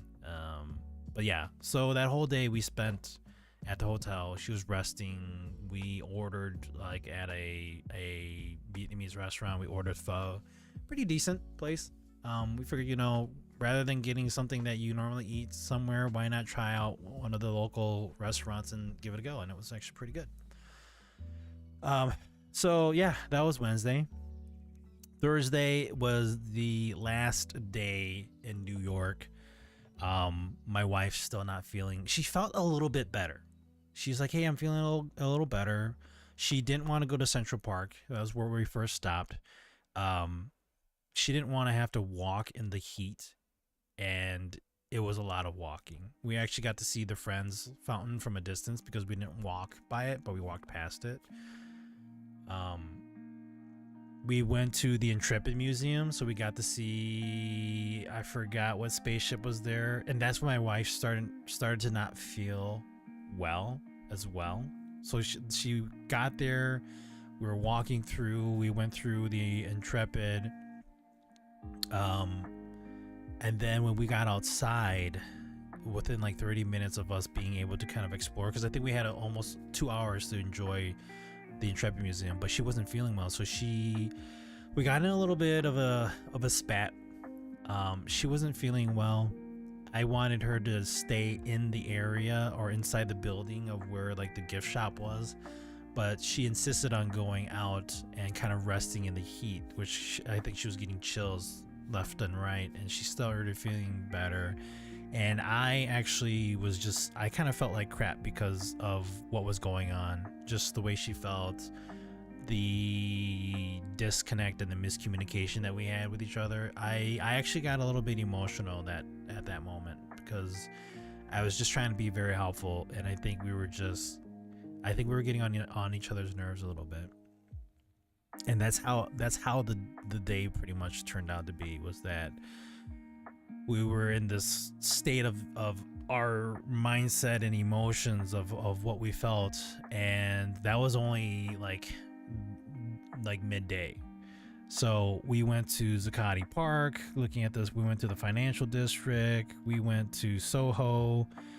We ended in Times Square as my wife stayed on the bus after the Intrepid Museum. She stayed on the bus for the rest of the day. And we went through different places. We went to Soho, like I said. We rode the subway. Ended in Times Square. And my oldest, she wasn't happy because in Times Square, they were told that they could go to either the M&M store or they could go to the Disney store and then purchase, gifts, souvenirs. They changed that to just one place, and they had the kids vote, and all of them wanted to go to the M&M store. So they went to the M&M store. My daughter went with them. I said, hey, I'm going to cut through, because I was a parent. I could go wherever I wanted to go in a way. I cut to the other direction and went to go get some souvenirs for my kids, for the rest of my kids. T-shirts, hats, I love New York, that kind of stuff. Got back, got ready to go to the airport, and my wife still wasn't feeling well. And right before we got on the airplane, my wife had said, let's see how I feel when we get to Chicago and we get home. We weren't going to get home until 2:45 in the morning on Friday. And she said, when we get home at that Friday morning, let's see how I feel. And then we can either go to the ER or we can go home. Well, you guys know. We got home. She felt okay. She said, you know what? We can go home. I said, are you sure? She goes, yeah. I said, okay. Even still, I was just kind of, I was in my zone. I was out of it. I felt like crap because of the little argument we had on Thursday. And we got home probably like the middle school is not too far from where we live, so we probably got home around 3:15. Went to bed. I think I showered because I felt nasty. And then we woke up around 10. My wife was showering. She came out just chills, freezing, and she said, we need to go to ER. I said, okay, let's go to ER. So I took her to the ER. She told them her symptoms. I think we were in the ER waiting room for like maybe an hour, almost an hour 15. And right when she had told me, hey, I don't feel well. Actually, we got to the ER, and right when I got her out of the car, she actually had thrown up in the little like bag that we had for her, just all liquid. And I'm like, this isn't good. So that happened, got into the ER. As she said, hey, I'm getting chills. I feel like I'm about to faint. Let the front desk know. So as I was about to get up, they called for her. We went to the back. They said, how are you feeling? After triage had talked to her, they're asking her again. And she told them all the symptoms, and they said, all right, well, let's run some tests and whatnot. And I think probably another hour later, um, you know, Molly had said, "Hey, you can go home, relax. I'll let you know how things go." I said, "Are you sure?" And she's like, "Yeah." So I said, "Okay." So I went back home, was getting ready, resting, and they had she had told me later that night that she was getting admitted and she was going to the 5th floor, just general room. I said, "Okay." And that that Friday, June 14th, was actually my second oldest's birthday. It was my second oldest daughter's birthday. She was turning 11. And my wife and I were in the ER. And we had told her, we're later that evening, as she got admitted, I said, I was actually gonna go spend the night with her. And actually, I'm trying to remember. Was I gonna spend the night with her, or she said she was okay spending the night? Whatever it was, I think she was okay with spending the night. But I wanted to surprise her. I was gonna go visit her, and I wanted to surprise her. And I was like, let's bring all the kids, because the 3 younger ones, they actually stayed with my sister-in-law, which they live about 15-20 minutes away. So I went over there. I picked up the 3 younger ones. I said, let's all go surprise mom at the hospital. So we all went, and I called ahead to let them know, because I know there's this rule. The hospital has a rule where it's only 2 visitors a day that are registered. At 11:59, exactly from what they said, the system resets, and then you can have 2 new visitors the next day. But it's 2 visitors a day, with 1 day being an exception depending on what day you choose. So I was like, okay, well, let's just have today the exception. So I brought all 4 of my kids to the hospital to see my wife. They talked to her. She was happy. Everything was fine. Side note, after all this, my wife doesn't even remember very well that we went to go visit her. She was already getting out of it that Friday evening. Because there were some weird things that she had said after she had woken up. But we said our goodbyes that night. I dropped the girls back off at my aunt's, or their aunts, my sister-in-law's, and then my oldest went back home with me, and we stayed the night there. Saturday morning, I get up. I call my wife again at 10 o'clock. I'm still... Friday night, I think we kind of had said sorry to each other a little bit on just how we were feeling. I told her, okay, let me backtrack a bit, thinking about it. Before I left the ER, I was crying a little bit because of how I felt, about how it felt shitty that Thursday. So we apologized a little bit Friday night. Saturday morning, I call her up at 10 o'clock. I say, hey, how are you doing? She says, I'm doing good. They're giving me some oxygen. Well, actually, they gave her oxygen Friday night.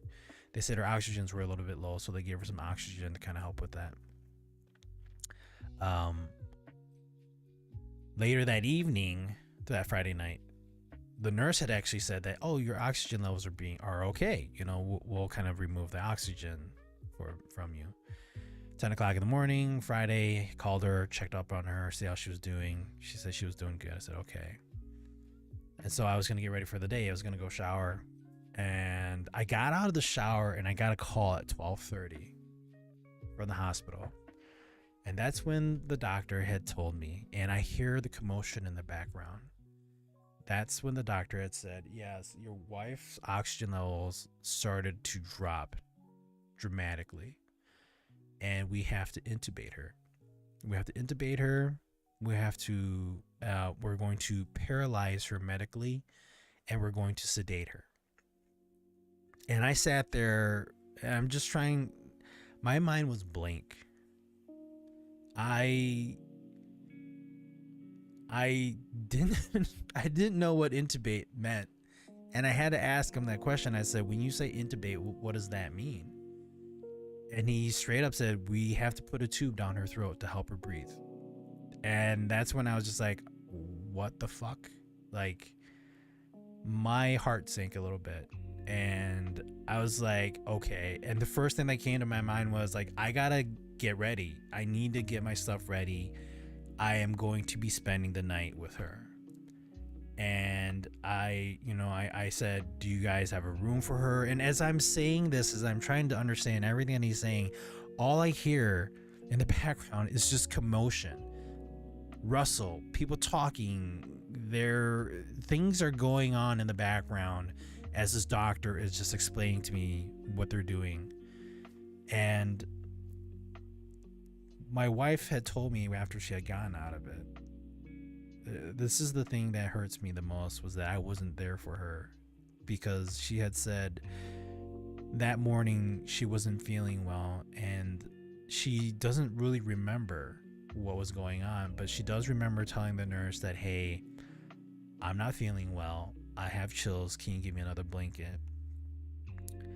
And the nurse says, yeah, sure, and goes and checks her vitals, and then all of a sudden hits, I don't know, the emergency light.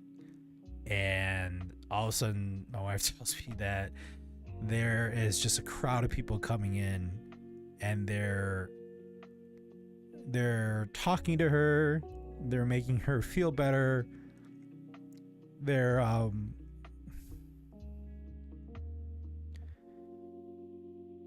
trying to bring oxygen in. You know how they have like those masks where they press down and they squeeze the oxygen into her? That's what they were doing, as the nurses were talking to her and saying, hey Molly, we're right here, it's okay, you'll be okay. That's what my wife was telling me, and I wasn't there for that, you know. And as that was happening, I was in the shower.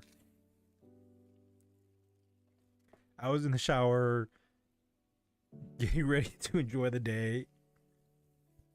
And I was like, I'm just going to play some games for a little bit and, check up on my wife in a bit. But no. She was dealing with her organs failing, is what her doctor last Monday had told us. At that moment, her organs, her lungs were failing, that they couldn't bring oxygen anymore, and they had to intubate her, sedate her, and paralyze her so then the machine could do all the work for her. And as my wife was telling me this after, she came to, and, we were back at home, she was like, she was scared. And the last thing that she was thinking was, are they going to tell my husband? Is somebody going to call him and let him know that this is what I'm going through right now? And they did. They called and they told me. And she was scared. And I wasn't there for her for that. And I'm just thinking about all the people that were there trying to make her feel comfortable, trying to help her, trying to bring her system into a state of I don't know. They had told me when I got there, and it took me a while because I was trying to get everything ready, because I said I'm going to need shit. It took me like an hour and a half just to get ready, because I was telling my daughter, hey, mom's not doing well. I need you to get ready. I'm going to drop you off at your aunt's, and I need to go to the hospital. I had called my sister-in-law and I had told her about it. And as I had told her, she said, okay, well, if you're getting ready, I'm going to go ahead and go to the hospital so I can be there for Molly. I said, yeah, do that. I'll meet you there.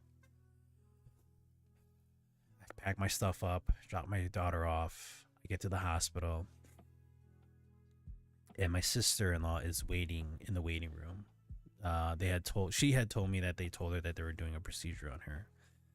And I said, okay, well, you wait here. Let me go and check. So I go and I walk in there and I said, "Yeah, I'm so and so. My wife is, Molly. Uh, they have her intubated, and I explained everything to her, and then they said, "Oh, let me show you where your wife is." So they take me to the room. I walk in, and the first thing I see is Molly laying on the bed. There's a tube down her throat. She's knocked out.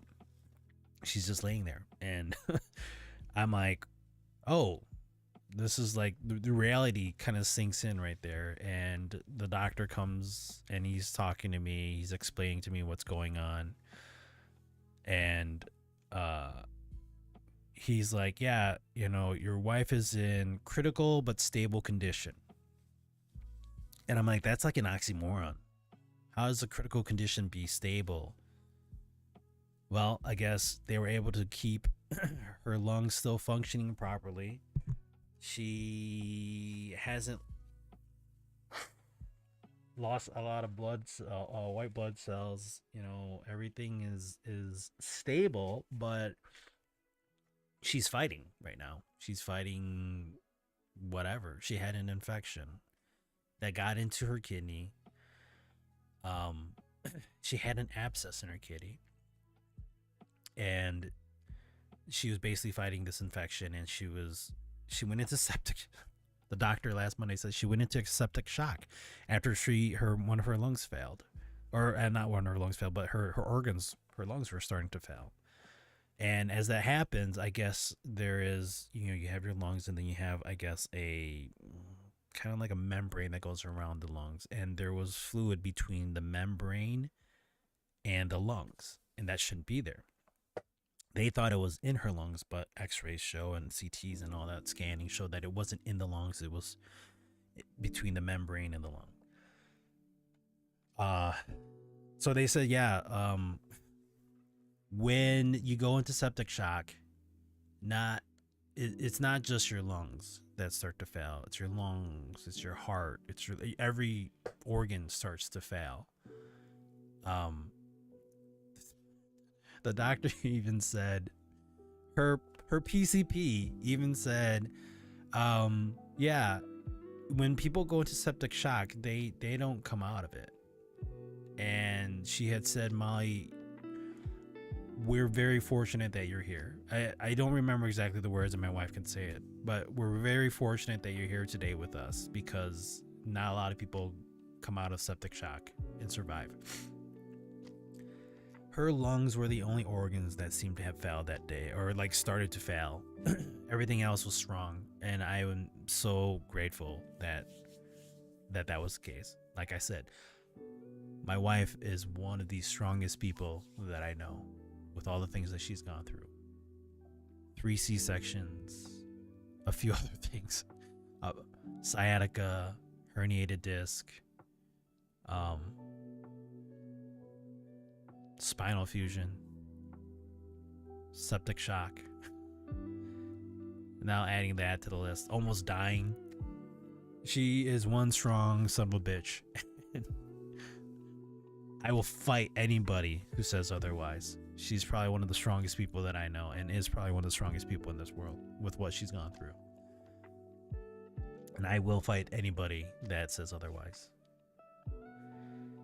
But that was the first day of 6 days of her being in the hospital, laying there, fighting for her life. And that was the day, Sunday, or after no, it was that day, because my in-laws came into town that day because I told them what was going on. I had told my parents, even though they were going to North Carolina for a Corvette trip. Is, I guess, a group a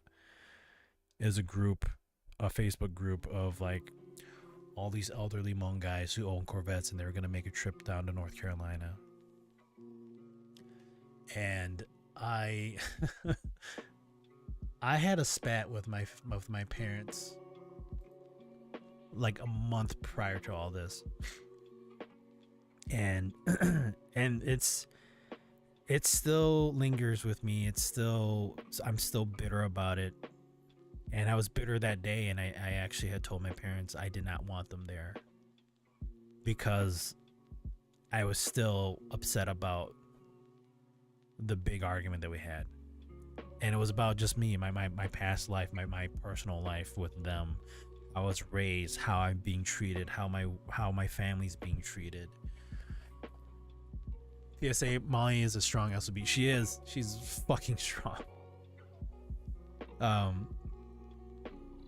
But after so I told him not to. This was before I actually went to the hospital. After I got to the hospital, after hearing everything, I sucked it up to tell my parents that, hey, I'm fine with you coming here, but since you guys are already heading to North Carolina, don't worry about it. But they decided that they were gonna come, and they came Monday. But that Saturday night, with my mother and father-in-law being there, I'm tearing up listening. I'm sorry, dude.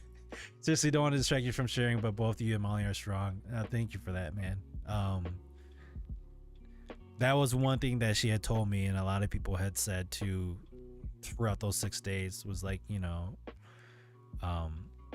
I'm there for her, and I wanted to be there for her. And that Saturday night, I made you don't want to think about losing your spouse or even imagining that, but I was going through my mind of, do I not tell my kids and let them just enjoy the happiness of being at my sister-in-law's and not have to see their mom in this state? And then suddenly, God forbid, and God did forbid it, but God forbid that she suddenly doesn't make it. And the last thing that they saw was her Friday night smiling, talking to them, and my wife apologizing to her second oldest, saying, I'll make it up to you. I'm going to make it up to you for your birthday. And then suddenly she's not there, So I made the decision to call my sister-in-law and say, hey, bring the girls here. And that was the one exception day, it was another one exception day where anybody could come, but it was 3 to the room at a time. Nobody else was in town. My brothers weren't in town. One of my brothers was in Las Vegas for his trip. They were coming back that Sunday. My other brothers, they were trying to figure something out. But after we had all been there, and let me just kind of push that one a little bit later, but we were there with my kids, my sister-in-law, my mother-in-law, my father-in-law, and my daughters were all crying, and we were comforting them. And I reflected on this just this past Sunday, so it's hitting me a little bit harder now. But my youngest had actually asked me, is mommy not going to make it? And I was ready to answer that question in a way where I was like, if they ask that question, then you just kind of, she's not gone, she's there, she's fighting. And that's what I said to her. I said, mom's not mom's not gone. She's just resting, and the machine is there to help her, so then she can focus on fighting. She can focus on fighting this and being there, and that we just have to be strong for her. And she was crying, I was crying, everybody was crying. My oldest, she wasn't crying, but I knew she wanted to, but she was strong. And I had to compose, like, just hold myself back. There were times where I was in the room by myself and I couldn't stop thinking about my wife not being there anymore. I couldn't stop thinking about what would happen, where my life was going to go if if it was worst case scenario. And it was just it was day after day of just crying. And I had to tell my daughters that mom was fighting and that we had to be strong for her and that she's fighting for this. And they all left. My parents, my in-laws, they went home. They went to my place to kind of take care of things because we got back from the trip and we didn't even have anything cleaned up. We were just dealing with all this. And you sit there and you kind of wonder what's going to happen, what's going on, what can you do. So I got on Facebook and I started, for the first time in years, I got on Facebook and I made a post about Molly, what she was going through, what we were going through. I don't post on Facebook. I don't post on Facebook. I don't go on Facebook because I feel like nobody cares. That the things that I post to family, to friends, doesn't get looked at. That nobody cares. I feel like that. And that's why I don't go on Facebook, because that's how I felt. But I knew that if I did not say something about my wife and her condition, that I would have been one of the most assholes people in the world for not sharing that information to my family, to her family, to her friends, my friends, whoever was still there, was still a friend of mine. So I posted an update almost every day about what she was going through, what her condition was. I shared what I could. And that's what I was saying about when you see people say things. And, at that moment, it's like, thank you for saying that. However, at the same time, I hope you really mean well and that you mean it. I saw a lot of people saying, let me know if you need anything. But the question is, do you mean it? It's not a jab at them, but like, what if I said, I need you to come here and help me? I need you to come here and help watch my kids. But I'm not going to hold that against them. I'm not going to say that to them. But at somebody in a time of need, and you are offering, do they in their right mind have a moment of saying, yeah, definitely, I'll be there for you? I had past coworkers saying that. I had people that I haven't talked to in years saying that. And I obviously wasn't going to take them up on it. But there is that what if, What if I did take them up on it? And I did say, hey, I need you here because I'm struggling right now. What would they have said then? And that kind of, it goes down to the same path of like, you had the people saying those, supporting you. And then when the dust settles, are those people still there? I thought about that a lot too, man. Yeah. It's just, before you jumped on, it was that same thing. Like I said, when you ask somebody, hey, how's your day going? A lot of people would just say, yeah, it's great. I'm doing fine. It's all right. But what if there was somebody that said, man, I had a shitty week. My dog died. My wife is, cheating on me. What do you say then? Learn the hard way that blood is thicker than anything. There is that. Blood is thicker than anything. I'm sorry that you had to learn the hard way on that too, dude. And the thing is, like, I feel bad for that too because we're blood. But in ways we haven't had a chance. Because like, how many years apart are we? I'm like, I feel like I'm like 20 years older than you guys. No, not really. Probably like 10, 15 years older. But you know, life happens. But the thing is, like, you go back and you try to remember for those of you, for those that are a part of your life. Try to keep in touch with them, and try to stay in touch. Everybody gets busy. Things happen. Until, like my wife and I said, like, it has to come down to the point where somebody is on their deathbed in order for family members to come together and actually be a family. That is how bad it has to get sometimes, and it shouldn't have to. It just does, but it shouldn't have to.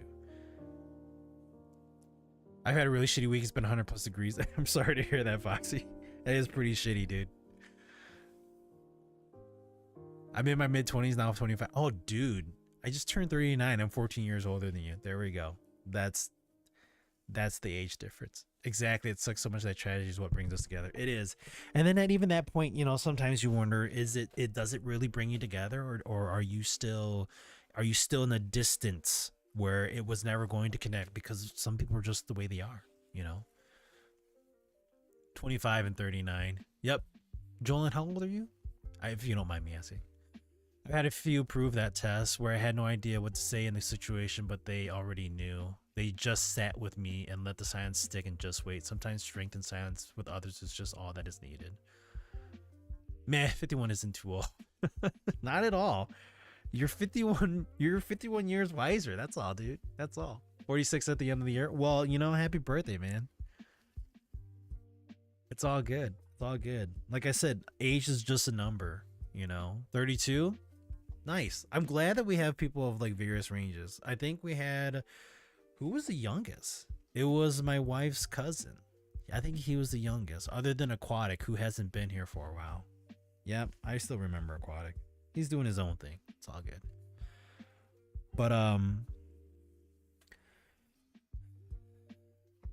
yeah. So I posted every day on Facebook. I didn't know what to do. I was just kind of, you know, trying to provide any information that her family members could get, and a lot of people were commenting.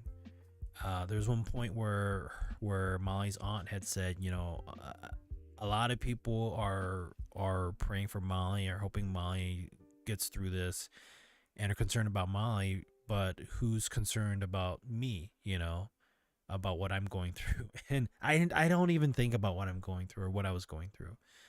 My thought process was, my wife was on the bed fighting for her life, and I couldn't do anything to help her. I wasn't able to fight this for her. I wasn't able to be her support because this was beyond my control. Being away from some of my siblings has made us fear phone calls from each other sometimes, because you expect an unfortunate phone call. And here's the thing too, like, I hope that your siblings kind of keep in touch by talking and whatnot. My family, we don't talk. It's just how we were raised. I don't ever have phone calls with my parents. You know that? I don't talk to them because that's just how it is. We don't ever call each other to ask how each other are doing. It's far and few in between. It's always been like that. Even after I had moved out to Michigan, remember? And Molly and I were living out there, and you guys were out in Lansing, and it wasn't a call every week. If I compare my relationship with my family members with my wife's family members, they talk almost every day. They call each other almost once a week. If I look at my phone right now, even after all this, I don't know if it's sad on my part, if it's just I'm a sad person, but if I look at the recent calls here,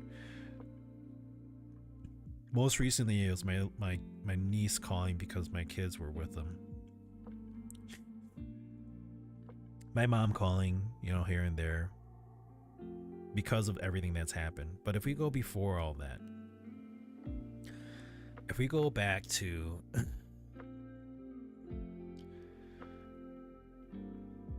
before all of this, the last day of the it was May 30th, the last day of the month. May 30th was when I called my parents and I had the big argument. That was 2 days. That was the second to last day of the month of May. Before that, my mom called 2 days before that. My wife called 2 days before that. My daughter, my wife, my daughter, my wife. On the 17th, one of my brothers that I keep in touch more called. My wife on the 16th.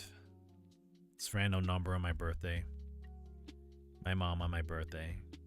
My wife the day before that. My wife, my daughter, my wife, my daughter. My wife. My mom. For some reason she called me. I don't remember why I called my brother. My youngest brother. The nurse called me May 3rd. I got spam on the 29th. My brother that I talked to called on the 28th of April. I had 3 numbers on the 26th. One left me a voicemail. Don't even know who these people are. If I go through my phone, it's just my wife and my daughter. Because my oldest, she has a phone. That's all it is. Just my wife and my daughter calling me. I don't talk to anybody on my phone. Nobody calls me. I don't call anybody else because, yeah, there's. So, Zap, you're 37? You're younger than me? I didn't realize that. Never wanted to be bad news, but it's scary sometimes. Yeah, I get that 100%, not to make things about me, but I was on a low point and really wanted my family to be better, so I did my hardest to bring my family together. And see, and that's the thing, like, sometimes it's hard to, and you can't, like, as much as you want to try, it's unfortunate. You can, and then you can get it together, and then sometimes it just falls apart, you know? And that's just, it's unfortunate. Hey, Sanuch, my fam doesn't talk either, but I pray the Heavenly Father will come to your family and bring healing and deliverance. Thank you for that, Ramen Rider. I appreciate that. It's unfortunate. I'm not judging you. I'm not racially profiling you, but I hear ramen and I'm assuming you're Asian. And I think that's one of the hardest things is that sometimes it's just an Asian thing. My grandpa on my dad's side, he was a hard ass. And that kind of landed down on my dad, and my dad was a hard ass to us too. So my family is as dysfunctional as the rest. I've learned through a few friends that this is far more common than we think. And I think once we realize that, that's the part where you kind of have to, like, do you either change that and fix it, or do you just let it slide and you just continue the process, you know? Does it keep repeating itself over and over? And my wife and her mom, they had a realization on that. My mother-in-law has said, you know, let's break that cycle. You need to break that cycle because we weren't able to, and you guys need to break that cycle. Yeah, especially coming from immigrant families, growing up is realizing how much mental illness our parents have and how much they transferred to us. Exactly. Exactly. You can't fix something others are unwilling to fix. Yeah, but I think the heart of it all is like realizing that, and then either accepting it and just let it be and try to make the best out of what you have, or connect to the ones that want to connect and staying in touch. It's hard to stay in touch, especially when you're going through your own things, or you know, the other person is going through their own things. Life happens. We all start adulting. We all start living our lives, having families. Friendships will stick around, but then it's how close of that friendship is it, you know? Or, you know, the brother bond, all that, you know? Yeah, and Cal, I hope your brothers will kind of continue to keep in touch. I mean, I hope the hard lesson that my wife and I went through will be a lesson that you guys will realize that life is really short, And I don't want anybody to go through this. Not even my worst enemy. I wouldn't want them to go through this. I have people I have, let's see, three or four people on my shit list. And I'll say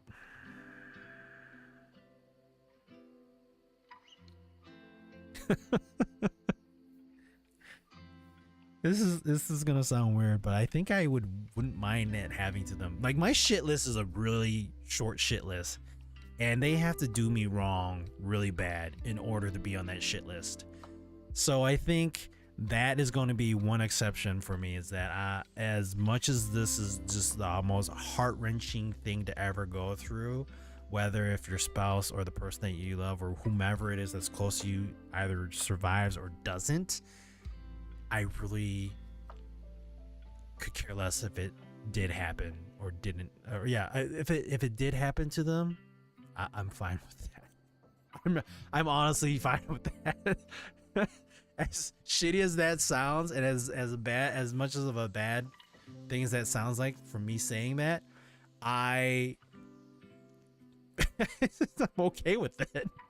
If they actually,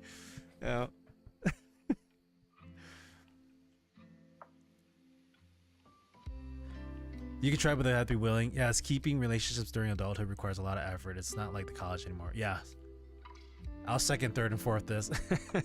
My younger brother is my best friend, and I think about it on a daily how I can never go living without him. Well, that's cute, man. I'm happy to hear that. Now you got to have your older brother realize that, and I think it's hard for the older brother, because the older brother is like, in our culture, it's like you're the person that's supposed to step up and manage everything and take care of all the stuff if something happens. There's that expectation out of being the oldest, and that's actually something that your father had told me, was that I'll share this with you, because I don't know if he's ever shared it with you, but he actually felt bad for not being the oldest brother to our uncles. He had told me that while we were drinking. I don't know if it was this. I don't know if it was the Vegas incident over at our uncle's wedding, but he had told me that he felt bad that he wasn't the oldest and he wasn't there, and he wanted me to kind of change that. And I'm trying to, but it's hard, especially when your brothers have their own mindset and they believe a few other different things than you would. So it's very tough, especially when somebody has their own vision, their own way of living and thinking, that you can't really tell them, hey, this is how you need to behave. This is how you need to think. This is how we need to stay in touch and stay together as a family. It's hard. It's very hard, especially being the oldest. But I think if everybody could come to that realization as a whole, then it makes it a little bit easier, especially for the oldest. But what can you do? You know what? The hardest thing you can ever do is forgive someone, no matter what they did to you. But once you do, life gets easier. This right here, haha, a drink, but I actually didn't know that. Thank you, man. Sometimes drinking comes out like the best intentions of people and how they really feel, but just know that your dad did the best he can to keep his brothers in check, and maybe he wasn't there because of being the oldest, but it's a hard lesson learned, and it doesn't get passed along until somebody tells you. And that's the part, until somebody tells you. Will they? Alcohol's a truth serum, you could say. Yeah. Shitless, bad human beings, Asus, Intel, Nvidia, Gibson, Bell, Rogers, just mine off my head. No, these 3 or 4 people are people that are actually on my shit list for like things that they've done to me in ways I can't. I mean, yes, forgiving them eventually, yes, but these are people that I'll never see ever again.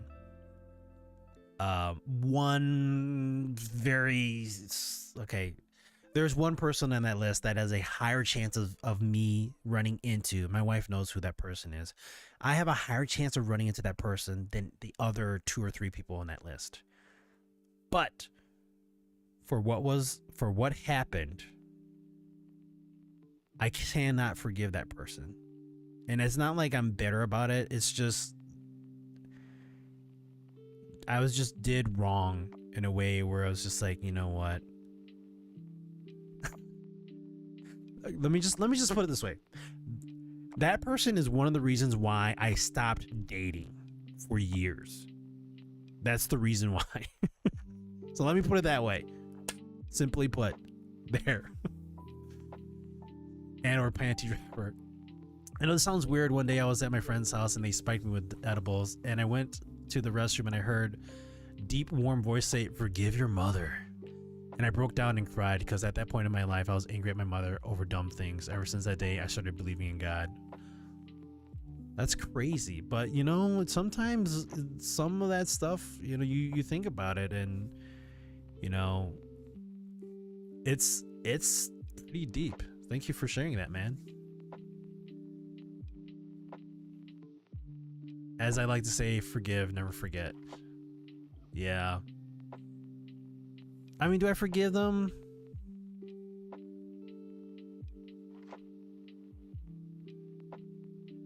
I think I'll still have to think about that one.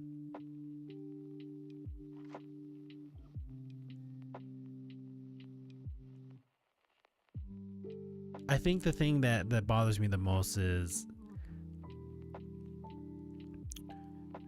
you shouldn't be that way, no matter what, as a human being. There are people like that. Shitty people. And it shouldn't be that case. I don't know if somebody hurt you in your lifetime. I don't know if you just decided that you're going to be an asshole. I don't know if you thought that you're just better than the other people. But I can't really forgive somebody who treats me that way.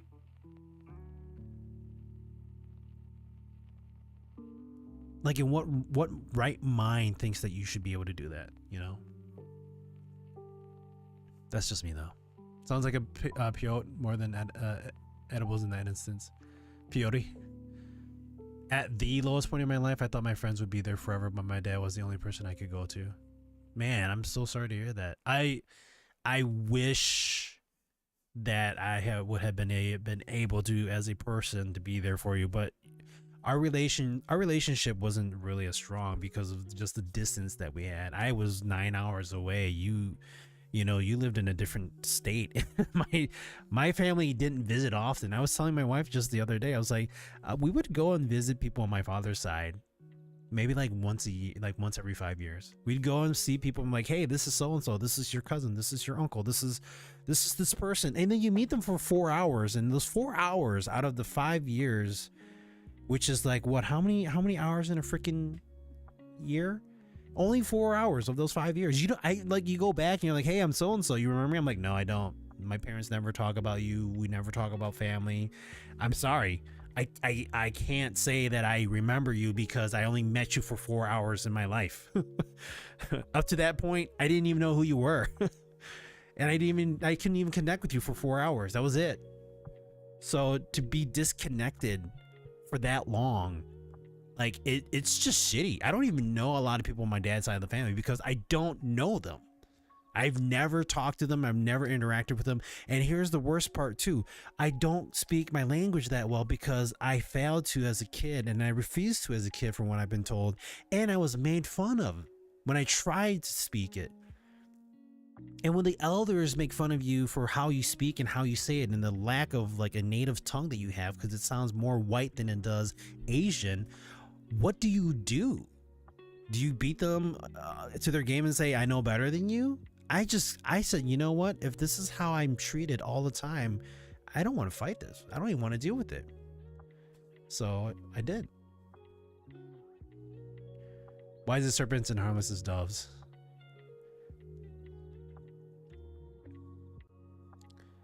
Like I told my brother once, just because I've forgiven someone doesn't mean that I have forgotten what they've done.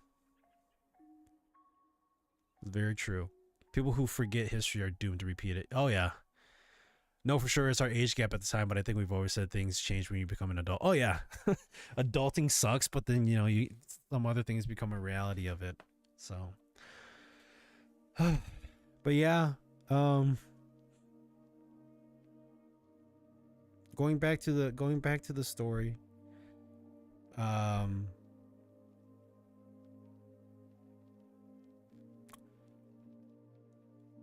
I I haven't shared this with anybody else, other than my wife, because obviously she was the one that received it.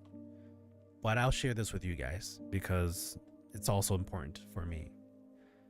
I when I didn't know what was going to happen, I it sounds corny. It sounds like those things that you see in movies, but for sure you're thinking it because you're in that moment.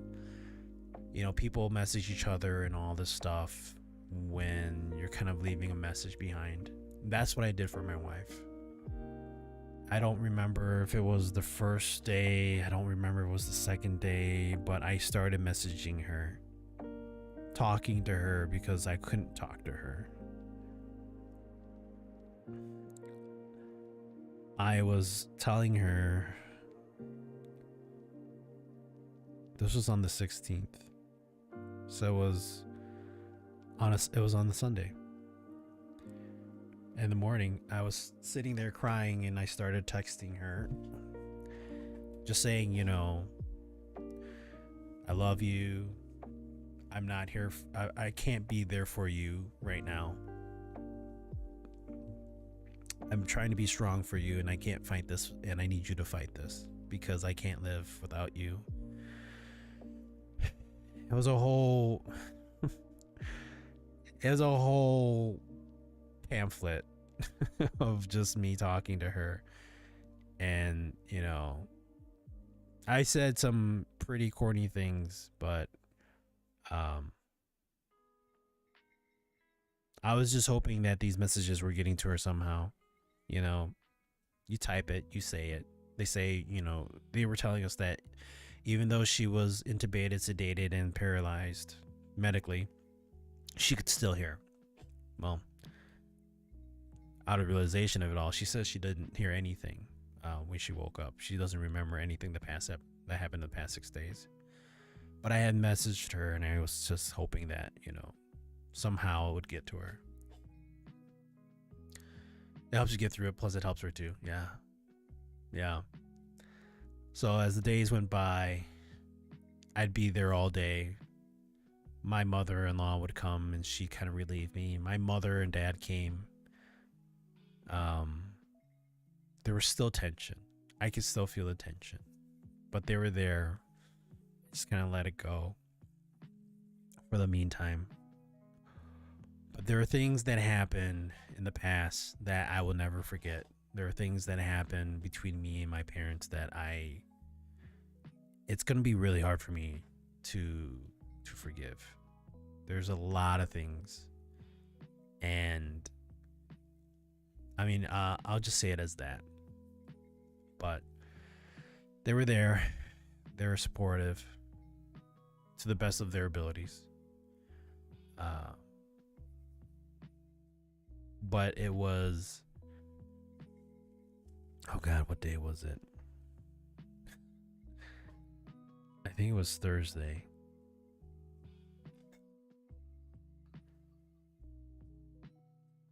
I'm trying to remember. Everything is still just a blur of what days everything was.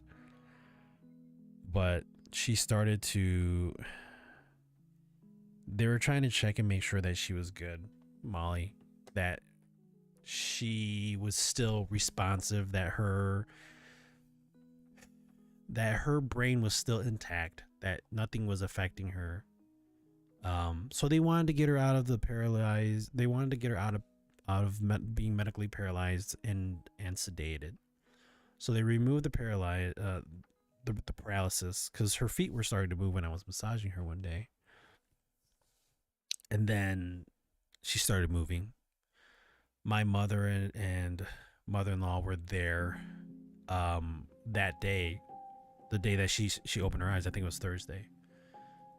It's about being the bigger person, the hardest thing to make change. I know. Right now, I don't think I can be the bigger person with certain things. Heartbeats, yeah. Okay, we'll go there. So, I posted a picture on Instagram. It was the 17th. It was that Monday. She, oh, I'll share that. I'll share that. She you know, they say when you are there for somebody, there's a sign. There are things. Old saying, be the change you want to see, not an easy thing to do when there has been a lot of trauma. Man, you guys suck. I hate you guys. Yes, you're right. You're right. I'm always trying to be the better person, the bigger person. You're right. I will eventually. I need to get over it and just, there's still a lot of processing, not with just what I've been through with my wife, but a lot of things before that.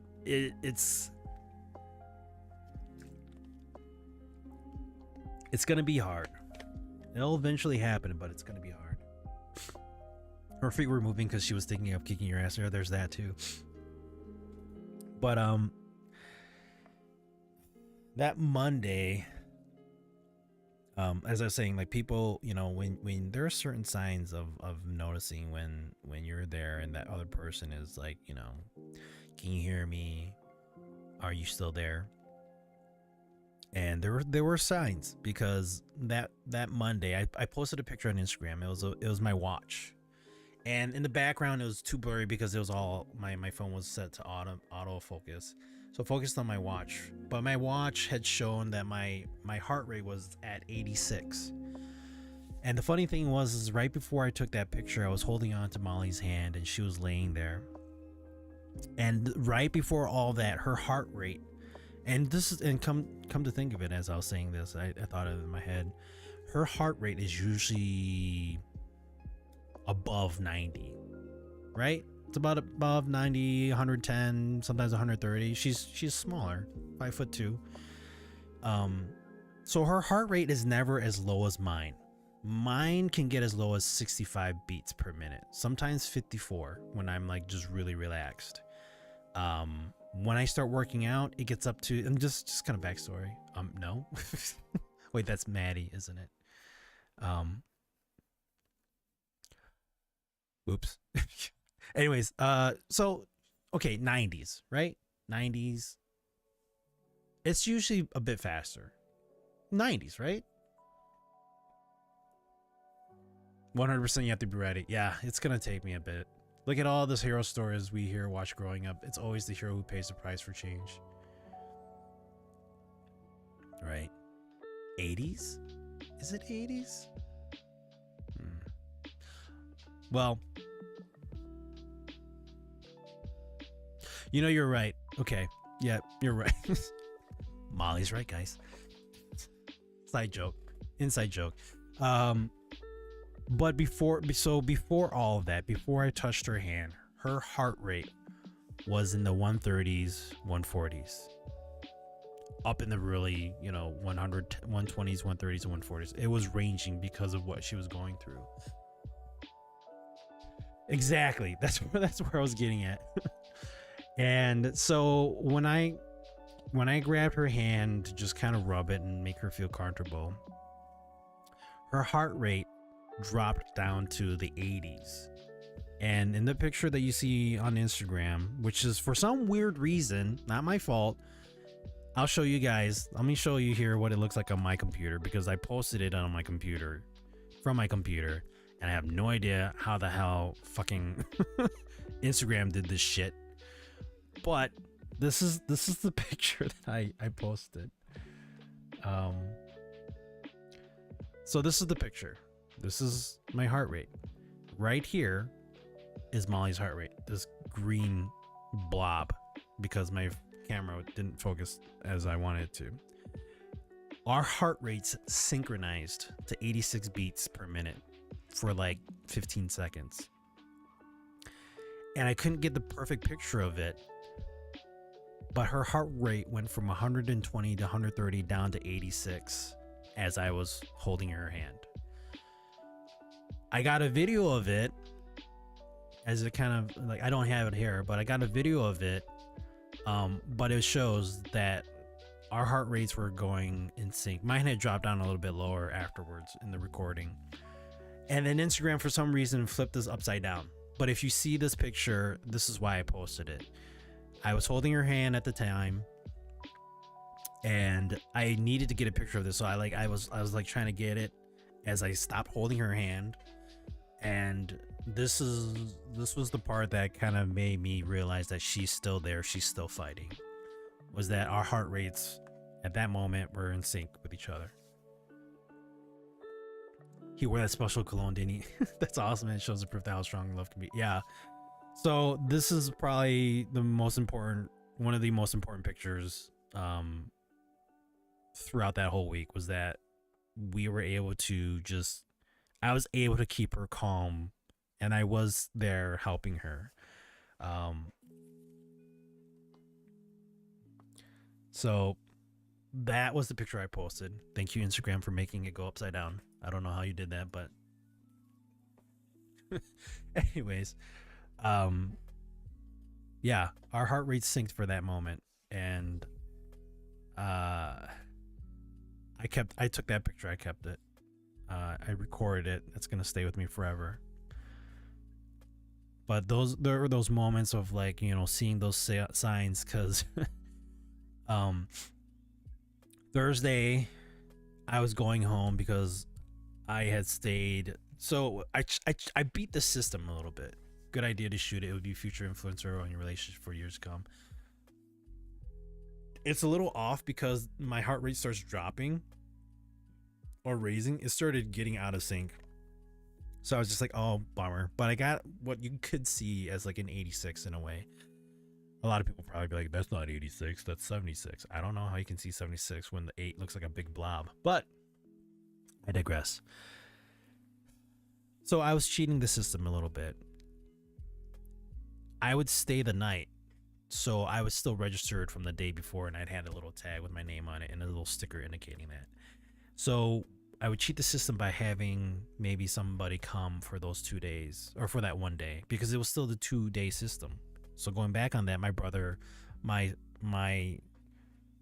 brother that is right underneath me, my second, I don't know how you say it, the second oldest son, he and his wife and my grandmother on my mom's side wanted to come and visit that Sunday, but it was down to only 2 visitors, because they didn't tell me that it was only a 24-hour period that everybody could come and see my wife. I had thought it was like, oh, like you can do that. So I had to adjust, or even just make the decision of who's coming, who's going. It sucked. I would have to be like, okay, do you want to come? Do you not want to come? Like, I had to figure out if my sister-in-law wanted to come and visit her sister, because it could only be 2 people. It was the stupidest thing ever, but I had to like sit there and make those decisions. Those are one of the decisions I made. The other decision that I was tough to make was having my kids come and visit. You know, now they're living with this trauma of like seeing their mom with a tube stuffed down her throat and she's laying on the bed. So I'm dealing with that, you know. But Thursday, I'm kind of going off base on this, but Thursday, so Wednesday night, Thursday morning, I was there. I stayed there till like probably 12 o'clock, as my mother-in-law and my mom both registered as visitors for that day. So I said, okay. I had a feeling that it was getting closer to like, hey, she's going to be waking up. But I was like, you know what? I've been there all at the very beginning. I'm going to go home. And then my mother-in-law and my mom said, go home, rest, spend the night at home, recover, and then you can come back the next day. So my mother-in-law was going to spend the night. My mom was there to just kind of help support. So I had left. I went home, was getting ready to just settle down and just kind of take a break. And then I guess my mother-in-law went to go get lunch, and my mom recorded my wife opening her eyes. She had opened her eyes as I was at home. And I was like, holy shit. She's opening her eyes. And I was like, okay, that's great. She's actually like waking up in a way. granted, she's probably still groggy. She doesn't know what's going on because she's just waking up. I mean, I remember waking up when I was getting my wisdom teeth taken out, and I woke up in the middle of it all, trying to grab the tube that was like wherever in my face, and they stopped me, and then I went back out of it. But my wife being in that state, I was like, okay, she probably doesn't know what's going on. So I was like, okay, cool. Like, I'm excited. I'm really happy to hear that. And then I get a phone call from I don't remember who it was, but basically both moms told me I need to get back there. I need to go back to the hospital because every time that they said my name to Molly, she started to cry. It was just the smallest thing. Like, she was crying. She would cry. What was the thing that they told you, honey, about your mom and your sister being there and something happening? I forgot. You can just kind of remind me if you're still here. But that happened, and I was like, oh, like, really? They're like, yeah, so you need to come. So I immediately just threw all my stuff in my bag again, and I bolted. And as I was bolting to the hospital, I may or may not have been speeding, like really speeding back to the hospital, but I called the hospital, asked them to get me to the ICU to talk to the nurse and the doctor until, oh damn, another follow. White Leafa could also be called a stalker. I gotta fix those. Those are some old ones, but White Leafa, thank you for that follow. Welcome. How you doing? Hello, sorry to bother you. I want to offer promotion. Oh, cool, man. I appreciate that. Are you really? Like, are you serious about that right now? Like, I'm sitting here talking about how my wife was dying, and you're fucking coming here to tell me about this shit. I appreciate you. Thank you. Fuck off. You got some balls, dude. You got some big, ugly ass balls. Anyways,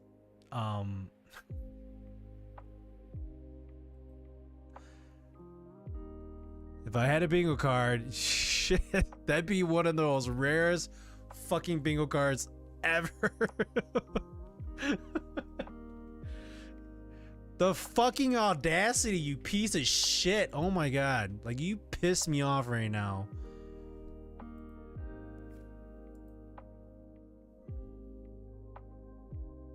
Ugh.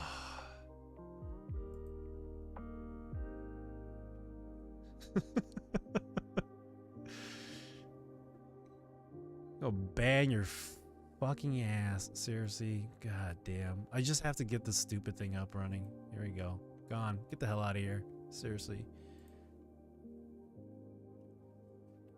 I'd be like, freaking bingo, I hate you for completing it.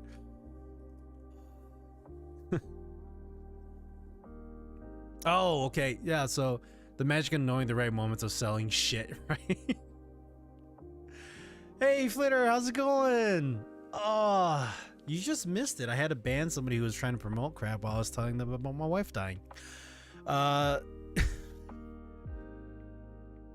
Blood pressure dropping when you were there and rising. Yeah, so so a little detour. So my sister-in-law was there with my mother-in-law, and my mother-in-law would tell my sister-in-law that every time that I was there, Molly's blood pressure would drop. I don't know if it's because of my voice, if it was my presence. And then when I would leave, her blood pressure would rise again. So, the day that I came, actually, it was my mother-in-law. It was my mother-in-law and my sister-in-law that were there that day, wasn't it? That when you started waking up. I'm just trying to remember all of it as it's all a blur, but I think that was when I was there. And yeah, does that sound great, Flitter? How are you doing, by the way? Happy Tuesday. Thank you for jumping in here. Yeah, when I got there, the blood pressure had gone down, and my I guess my understanding was that after they had left, my sister-in-law was like, "Oh my God, mom, you're right." So yeah, that was kind of funny. So there are just signs like that was telling me that Molly was still there, and um yeah. So I sped to the hospital Thursday, and I was calling the ICU and saying, "Hey, my mother and mother-in-law are there as the two visitors. I just got word that my wife opened her eyes, and I want to be there for that. Can I be that exception of the third visitor? Because again, it was only two visitors for that day, a day. I'm good. I'm in Aspen, Colorado. What are you doing in Aspen, Colorado? Are you having fun? You taking a vacation? Glad to hear you're doing good.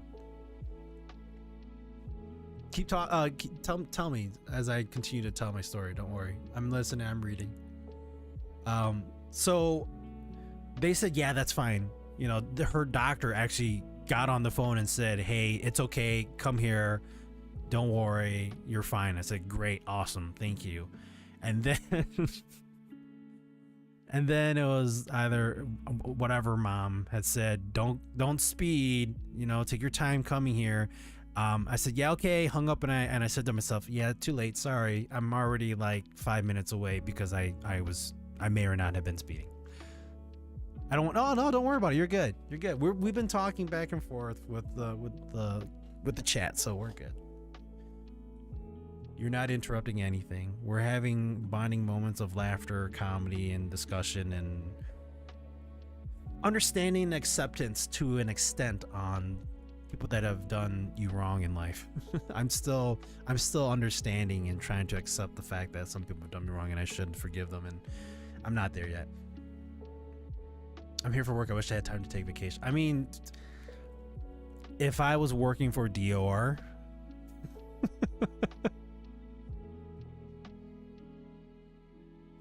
I'll leave it at that.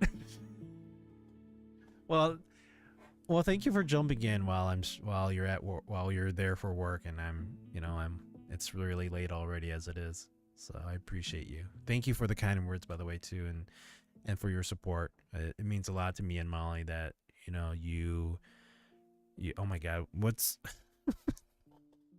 what is his name now? I can't even remember his old name now. Jeez.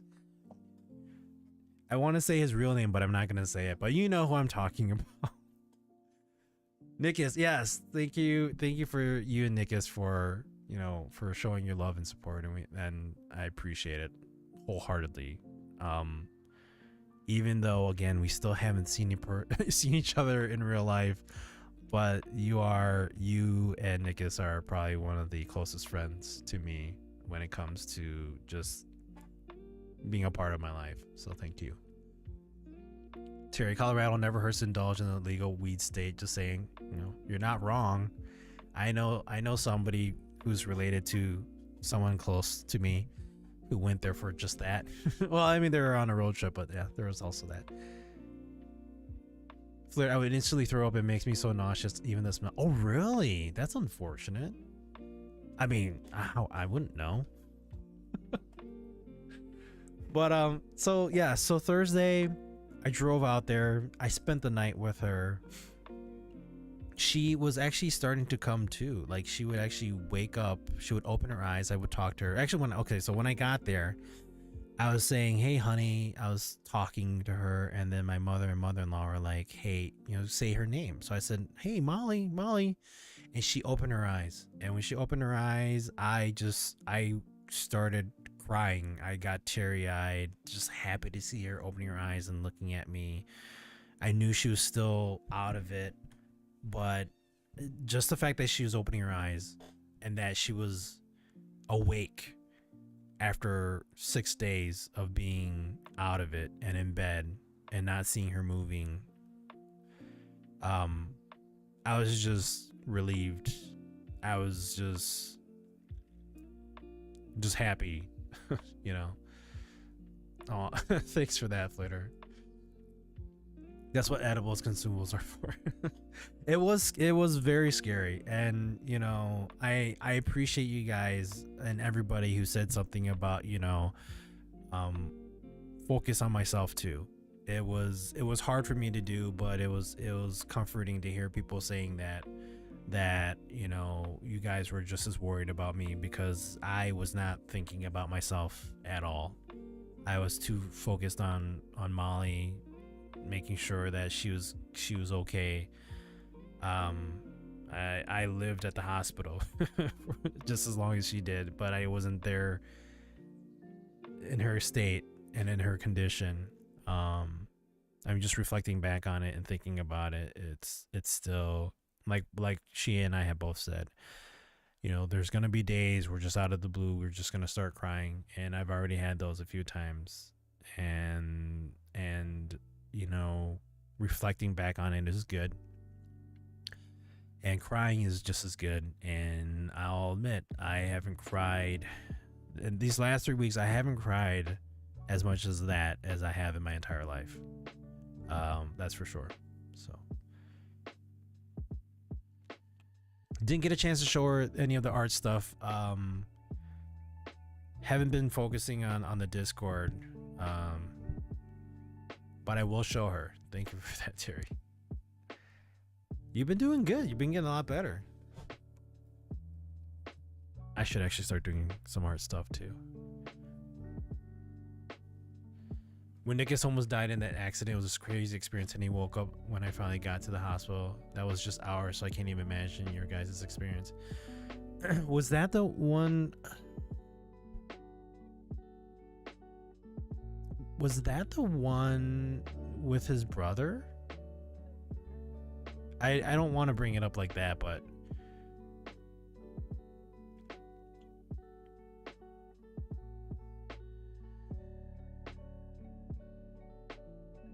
and I honestly I okay.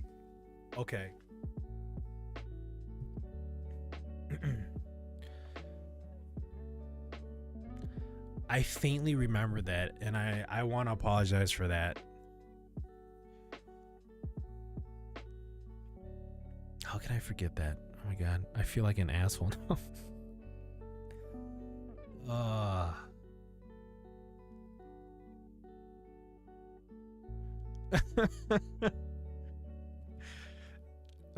When I say that you guys are pretty close to me and then I don't even remember that part, I feel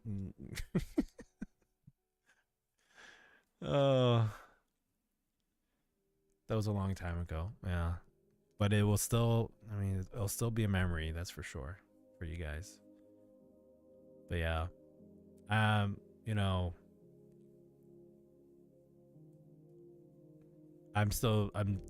still be thinking about this week, the week of everything. Thank you again. You would not believe how many people have been telling me how much I have improved with my art and art related things the last few months. Very flattering, encouraging. Definitely.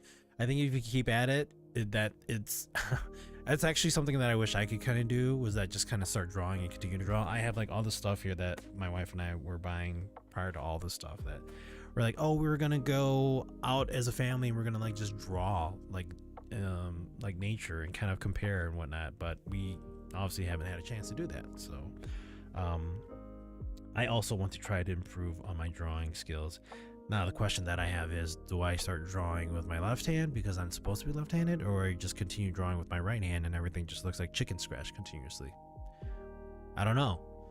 Maybe my chicken scratch becomes better with my left hand, or maybe it might become better with my right hand. I don't know. Twitch owning, YouTube dealing with problems.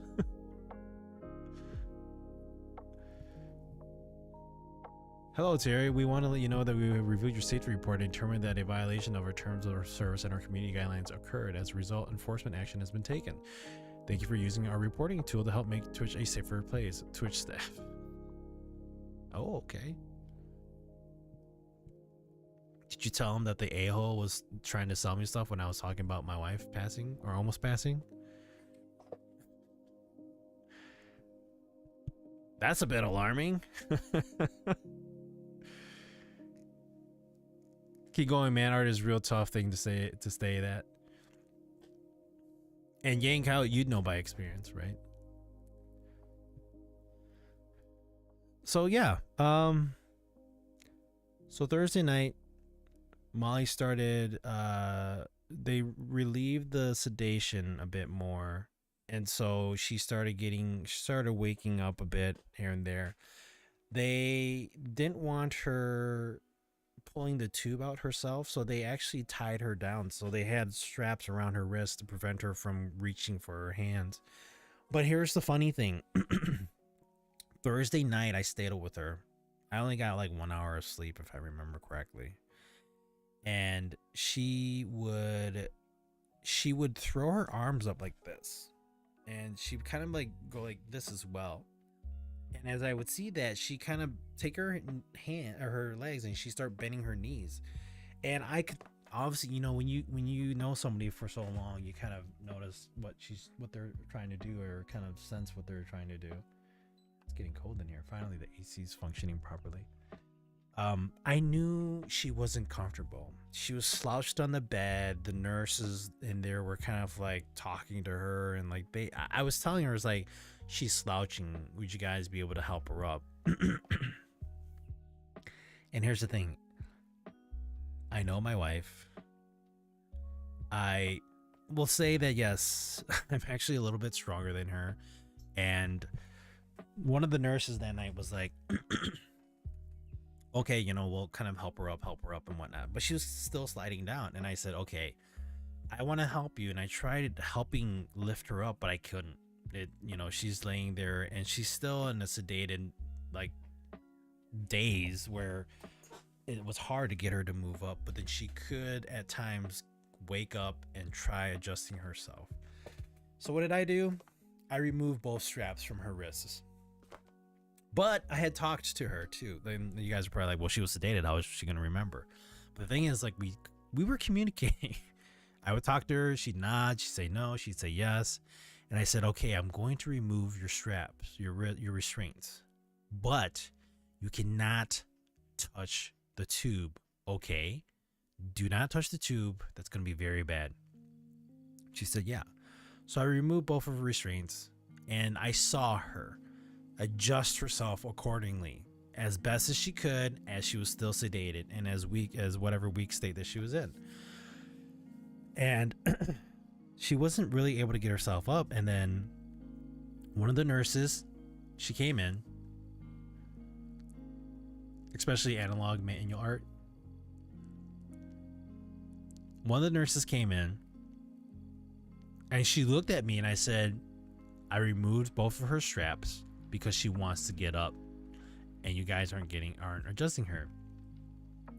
She looked pissed as hell. I was just as pissed because she's like, yeah, she went along the lines of like, you shouldn't do that because, you know, if they pull the tube out, you know, this could be really bad for her. And she's like, you can take one off, but you can't take both of them off because, and I said, yeah, well, I talked to her and I said, you know, don't. And she's like, well, you know, sometimes they're in the days and they don't know what they're doing and they'll suddenly try taking the tube out. And she goes, it was like she was bitching at me. She had said that when they come out of it, you don't know how strong they are because it takes more than 2 people to restrain some patients. And I looked at her and I was like, thinking in my head, bitch, I know my wife. Don't tell me I don't fucking know my wife. I was like, I've been in here for fucking 6 days. You've only seen her for 1 fucking day and you're giving me shit when she's been laying here for fucking 6 days. Right? She was like, she gave me like this evil glare and I was like, fuck you. Seriously. Fuck you. And so she's like, oh, so she starts tying her down with the restraints. And I'm like, you know what? I'm still going to remove one because I don't give a shit. This is my wife. So I did. And I just gently said to my wife again, I said to Molly, I said, you're going to have to not pulling the tube. And I did see every time Molly would kind of reach up a little bit, I would just kind of grab her hand and be like, no, you can't do that. Sorry. And it wasn't even hard. It was like she was basically like saying, "Oh, like she's the Hulk and she's gonna rip the tube out, and she needs, we're gonna need 6 nurses to hold her down." And I'm like, she doesn't know who the fuck you are. Obviously, she's gonna try to unrestrain herself. Who would want to wake up 6 days later, not know where they are, and be like, okay, there's a tube down my throat, and there's random people standing around me. Where the fuck am I? Obviously, but it's me. She seemed young. She didn't look like she had a husband. So I was just like, yeah, whatever. Maybe you have a boyfriend, maybe you don't. I'm not here to judge.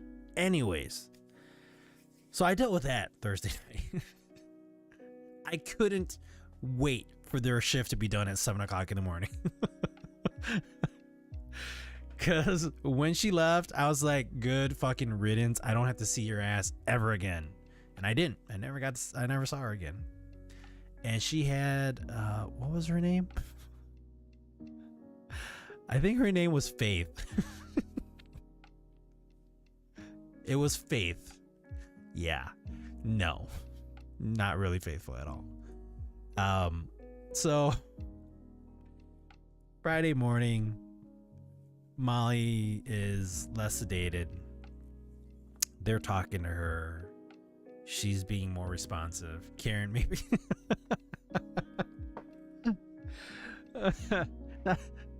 They're not all Karens, and some Karens aren't Karens. So.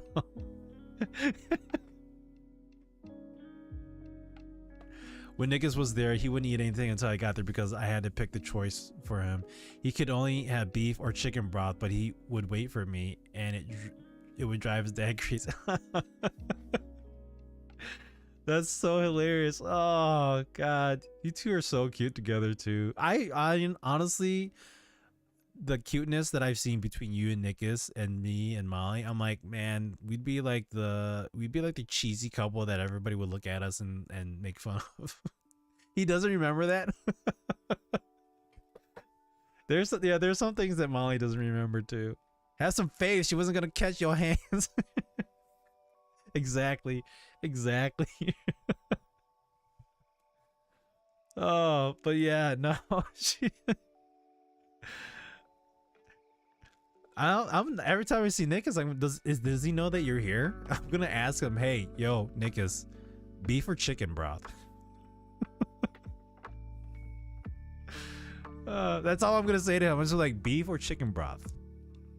Which one you want? Okay. Oh, he's there with you too. If he's there with you, that's even more funny.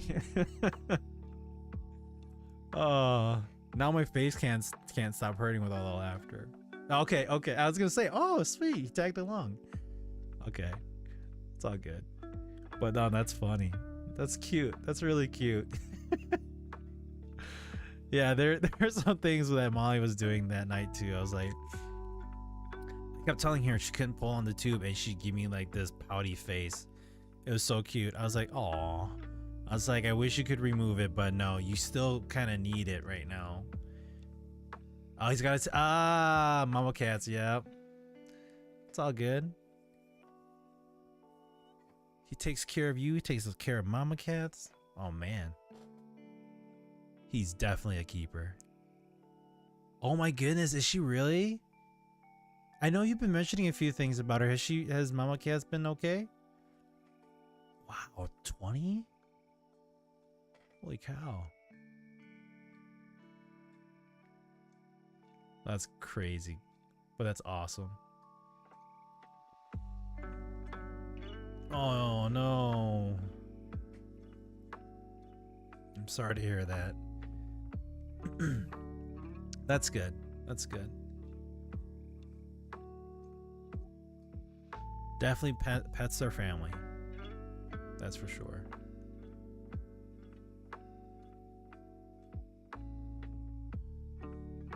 But 20 years old, she's lived a long, good life, especially in your hands.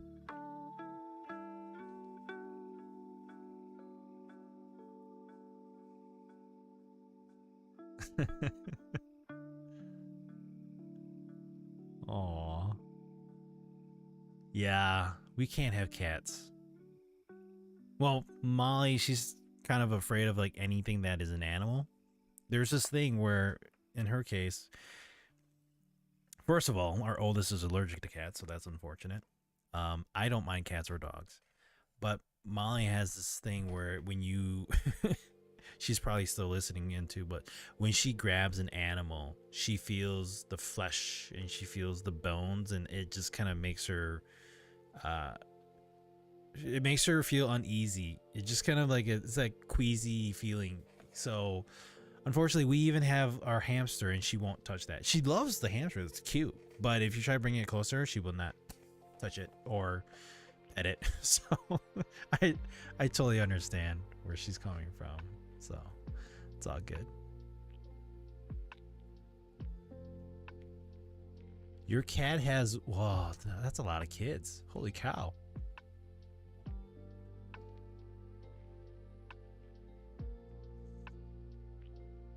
Have you guys given them away? All 193. Wait, where are the commas?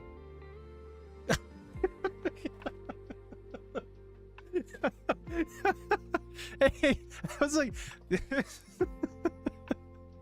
I'm so confused. She. Oh.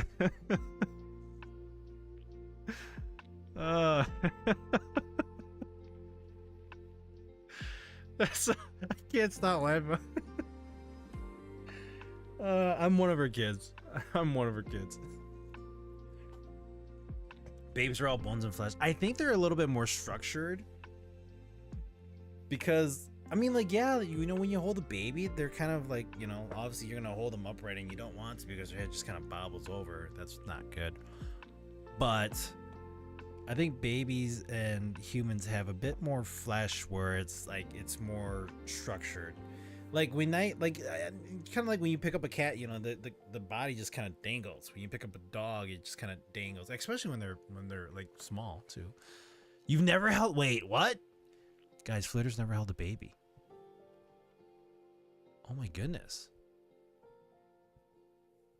You're like a year younger than me, aren't you? You've never held a baby? Are you afraid of dropping the baby? Is that what's going on here? It's okay. You won't drop the baby. Just hold it tight, but don't hold it tight until it turns purple. Just don't do that. You'll be fine. Everything will be fine.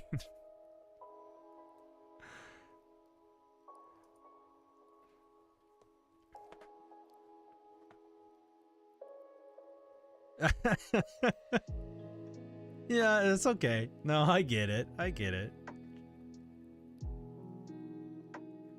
I'm wondering if, like, jokingly, don't let the baby roll off the changing table. What are you talking about? I have no idea what you're talking about. You're talking about those commercials and movies, right, honey? Yeah, we're not talking about me. No way. No, sir. Nope. Not at all. Not at all. Flitter's talking about child-free zone because she's gonna get into that zone of like, oh, she touches the baby and like now she wants a baby. It's those moments. That's what she's talking about.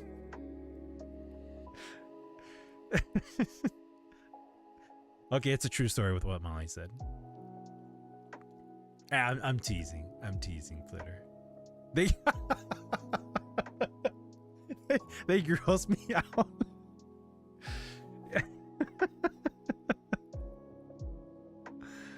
Oh, you mean these little bubbly things that just throw up all over you and poop in their diapers? Don't forget now, you're one too. One time. Maybe a second time as we all get older and we just get frail and we just kind of, you know. No, we won't be like that.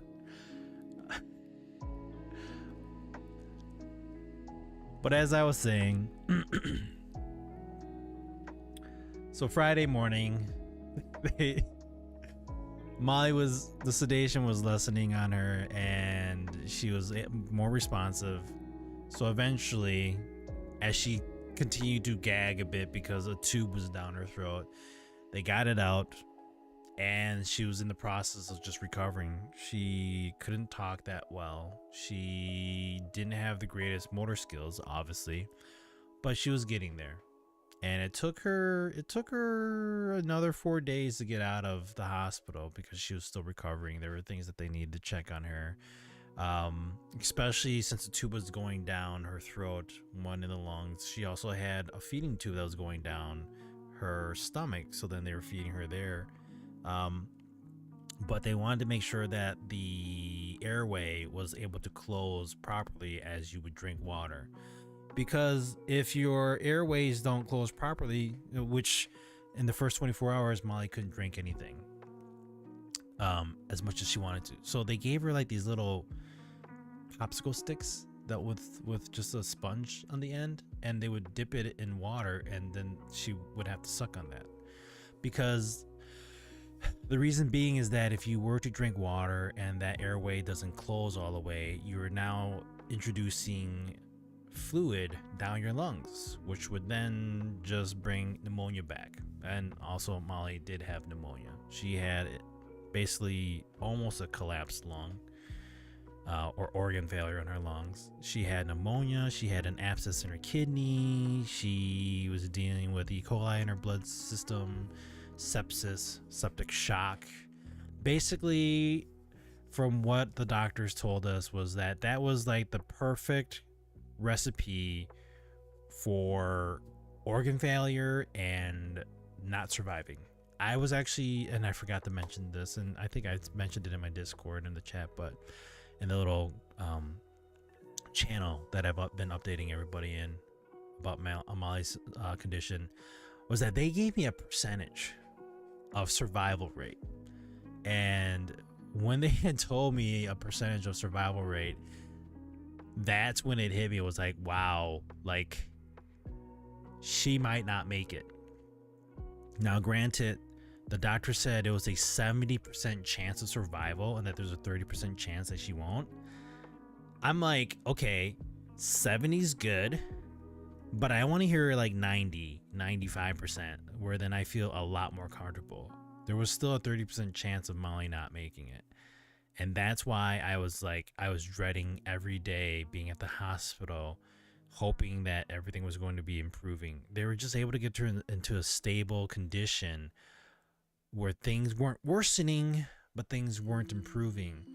And finally seeing her open her eyes, getting the tube out of her mouth on Friday, I was just more than relieved and happy to see her. And, you know, we've been going through our emotional spats of crying, and like just on Sunday we were exchanging moments of me crying, her crying, and then me crying again, and then her crying again.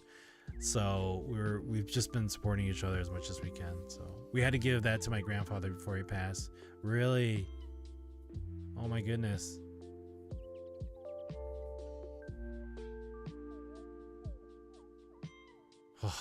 It's always sad to see a loved one pass away. And didn't he just recently pass, Flitter?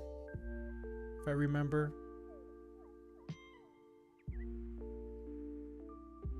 When we were talking about life or death, 95% is not enough. I know, definitely. Yeah, okay, I remember that.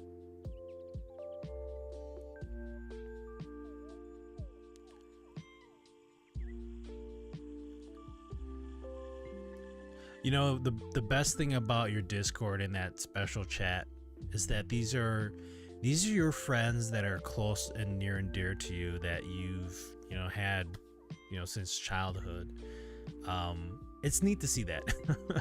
I'll admit, I don't really have friendships that have lasted since childhood.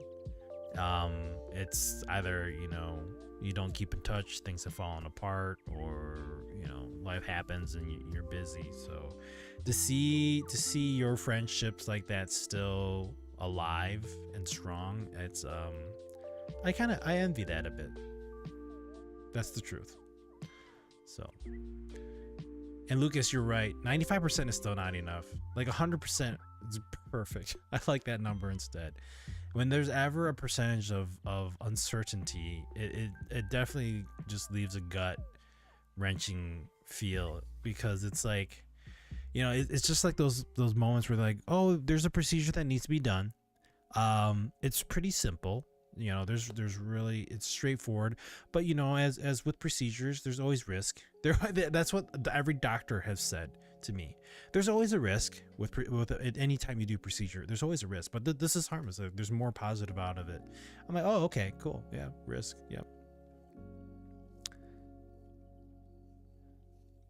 Oh, I'm lucky to have them, but you're a part of them now. Oh, thanks for that. Now we just need to see each other physically and actually have memories of physical encounters of going out and having fun, but in due time. My oldest friend is from my late teenage years. Nice. Yes, we do. Yeah. With Molly along there and Nikus. You just tell us a month and I'll fly us up there. maybe next summer. Not during the winter time though, right? Guys, Flitter lived in Chicago for like a year, and she hated the winter time. I don't exactly. Flitter and snow don't mix, especially since she's from Texas. My oldest friend is from my mid to late 20s. I'll say I'll have friends, people that I went to school with, the people that are like, family friends that you went to school with. But, can you still call them a friend when you haven't talked to them for years? I don't know if I could. I don't know if that's even a category of friendship then, long distance, a long time for, I don't know. Moved around too much as a kid to keep in touch with friends. Yeah. I don't miss the snow. Yeah, especially since you guys where are you guys in Alabama now? Is that where you are? I don't mind the snow to an extent. I hate shoveling it. I hate dealing with it. But then I told myself, hey, I should actually find something to do when there's snow, like snowboarding. I actually would like to take up snowboarding and learn how to snowboard as a 39-year-old guy who might probably break a hip, but YOLO. Just kidding. No cell phones back exactly, no cell phones back then. There wasn't really a way to keep in touch. There was like pen paling, and you wouldn't get the letter until 2 weeks later. Now you had a lot to talk about then, you would write down what you did for the past 2 weeks. That last photo Surreal posted, wow, I've known her since 6th grade. Holy cow, really? That's so cool. And yet you guys are still talking and best of friends. That's so neat. All my friends from middle school and grade school some of them are still living in my hometown. I have some of them as friends on Facebook, but as I mentioned earlier in the stream, I don't keep in touch with anybody on Facebook often. And I think you and Nikus are an exception because you guys were part of my life later on.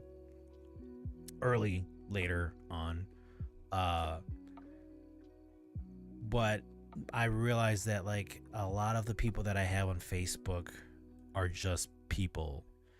Even if they're family, people are busy, things happen. I will look at other people's messages, and people would interact with other people, but when I would post things, not many people would respond. You'd have 400 friends on Facebook, and when you only see a very small percentage ever respond or like a post, it just kind of makes you feel like nobody really cares. And I kind of feel like that's what my life was like most of the time. As Molly had said, I was very sheltered. I was very, very sheltered. I'll tell you guys too. Jesus, pen pals, right? Pen pals. You say that to my kids, they're gonna be like, what's that? Is that where you share a pen with your friend? No, no, not at all. Or internet, exactly, or internet. I wouldn't miss these days. Yeah. I have dinner with her every time I go to Dallas. Oh, nice. Unicorn is my BFF since 4th grade. Holy cow. I'm very envious. I'm over Facebook. I really want to delete it. I literally don't check it, but I did check it for your updates too. Aw, thank you for that. And I posted a little bit in your Discord too, but I didn't want to flood it with just, you know, your friends listening to me blabber. It's not my space, so I didn't want to intrude. But yeah, I agree with Facebook. The only reason why I still have a Facebook is so then if relatives, which they never do, ever need to reach out, then they have a way of doing so. But I also have like a Snoochie page on there just for whatever, and just trying to spread my wings out and have other people come in and hang out. But if I'm not a woman with boobs, then it's kind of hard, you know. I guess I have to have something else other than that, and I guess I don't have it. When I was doing social media art, I rarely wanted friends or family to know my page because I wanted people to support my art who actually like it regardless of me being attached. Exactly. And like, here's the thing, like, if you don't have family that come and support it, then, you know, it's I feel like it's a little bit of a slap in the face. I've actually had some people where I've had relatives come and say, "Oh, hey, are you still streaming? Where do you stream?" And I told them I'm on Twitch. And then some of them have like, "Oh, I'm sorry, I don't use Twitch. I only use YouTube." And then that was it. It was like, "Oh, cool. You know, that's fine." You always can. Our channel, that channel is our space, for our safe space for us trying to navigate this crazy ass world. Now I agree, but thank you. I appreciate that. I actually had some of them reach out to me to check on your situation because they didn't want to bother you. Aw. God damn, don't make me cry this more. That was one thing that Molly told me after. And now that you say that, I'm actually gonna cry because of what Molly said too. Was she had read the comments that all of you had posted from my post, and she was going through each and every one of them, and they were all heartfelt, and she appreciates every one of you guys commenting and showing your support. It's just amazing to see how many people care. But one thing she pointed out, and I honestly, I have not gone through all of them yet. I've hit the loves because I've seen the people comment, and I went through them briefly, but I was obviously in a state of still, you know, emotional distress. So I have not gone through all of them and thoroughly read and just kind of absorb all the comments. But one of them that my wife had said, that Molly had said, and I had pointed that earlier out, was that her aunt said, you know, what about I'm going to use my username here, or my nickname, but what about Snoochie? You know, yeah, everybody's worried about Molly, and you know, it's obviously a good thing, but what about Billy? Well, there it is. Anyways. Wow, that's such a special name. You're hiding that? Yeah, I know, right? There we go. I love doxing myself, but anyways. They're like, well, what about Snoochie? And, you know, that was one thing that Molly had said to me, was like, you know, I was out for 6 days. I don't remember anything for those 6 days. All she remembers was being out of it, not feeling well, having the nurses surround her while I wasn't there, making her try to feel as comfortable as possible while they sedated her. And then all of a sudden she wakes up, and I felt so bad, but I had said this to her too, and I'll say this because I was going to say it.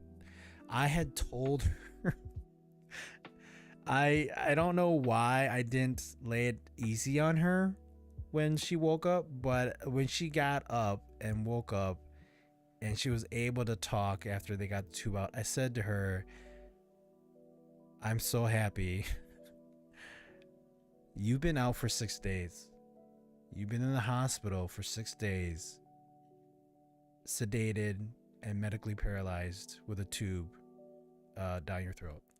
I had said that to her just straight out because I didn't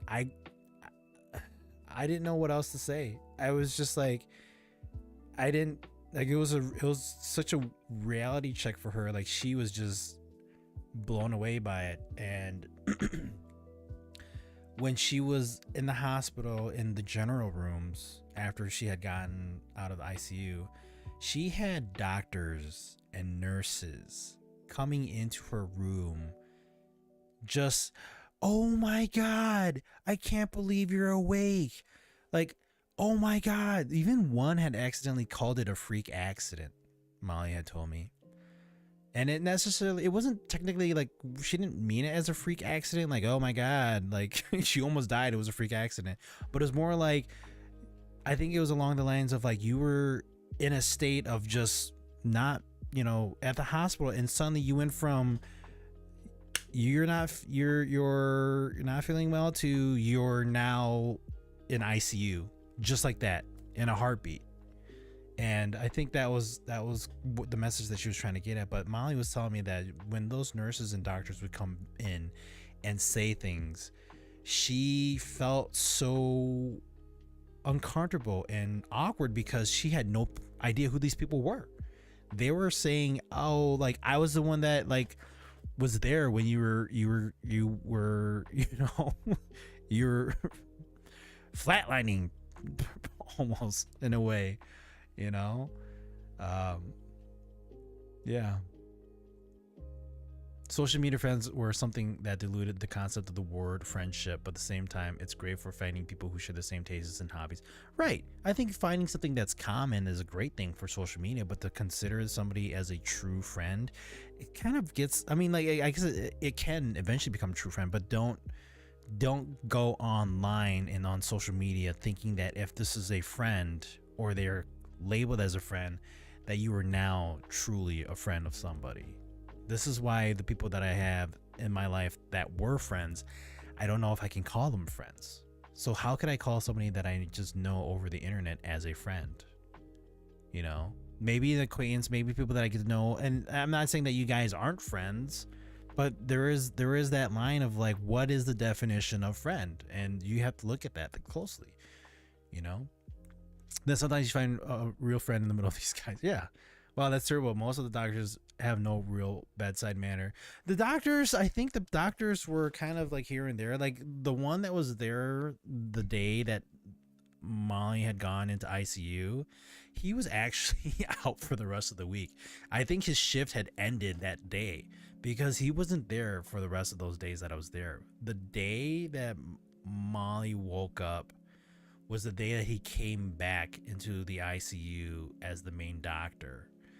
And his smile on his face to see Molly up and awake, I think he was so happy. So many people were happy. Even the cleaning lady that came by every morning to clean the room was happy. She had said that that I was a keeper because I was there every day. And it's like I was gonna say, a lot of people on Facebook, or as what Molly had said, her aunt on Facebook had said, what about Billy? What's Billy going through? Yes, I'm gonna use my name because there's not that many of you here. It's fine. The important people are here.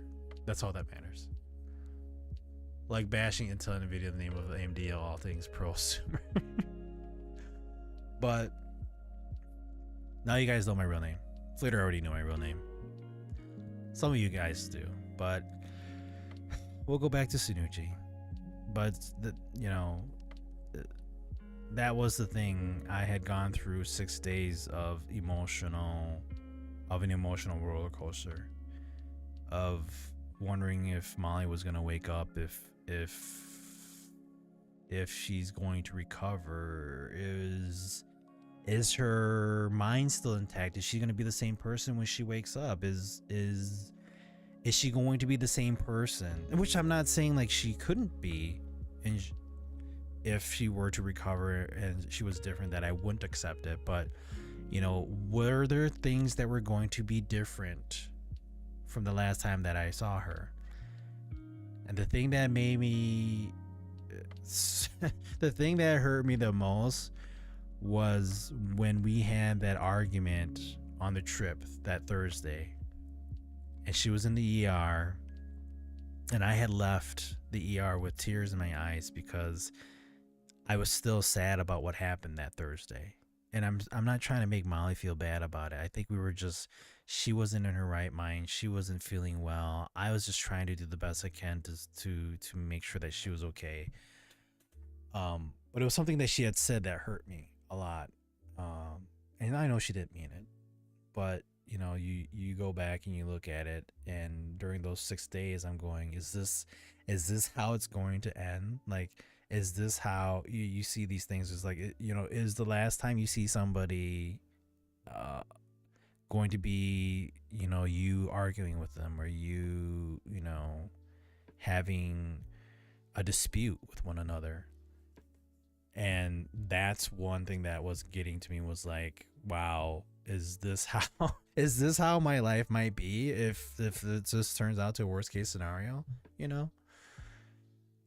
No worries, I don't remember random names. I think you guys know the trick to that is that you're supposed to use their name often when you first meet somebody. If I see the inside of a hospital again, it will be too soon. Yeah, let's hope that's not the case. We actually had gone to ER last Friday because Molly wasn't feeling well. She was like, I'm kind of feeling a little weird, and they had to double check just to make sure everything was good. Everything came out well. The abscess in her kidney is actually going away. She's doing really good. She's on the mend, so that's a good thing. It's just when we were in there, I was like, wow, I don't miss the smell of hospital, because I would smell it for 6 days straight. She lived there for 6 days. I breathed it for 6 days, and I'm like, yes, sanitary clothing, sanitary room, everything is so sanitary. Which I'm not saying that's a bad thing, but you know, there's a distinct hospital smell that you can just, every time I walk into a hospital, I'm like, yep, I remember that.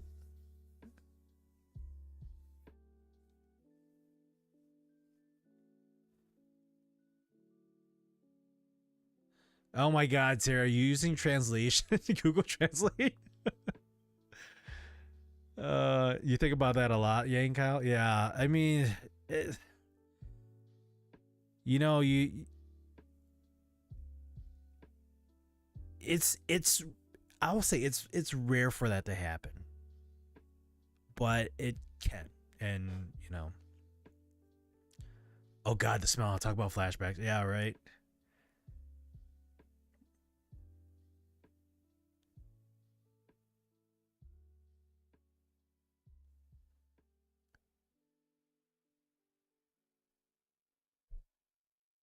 Oh my God, Terry.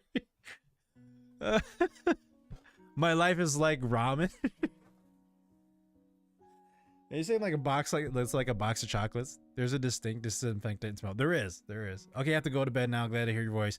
Thank you for that, Flitter. I appreciate you. Thank you for the kind words and the support that you've given me and Molly for the past 3 weeks. It means a lot to us.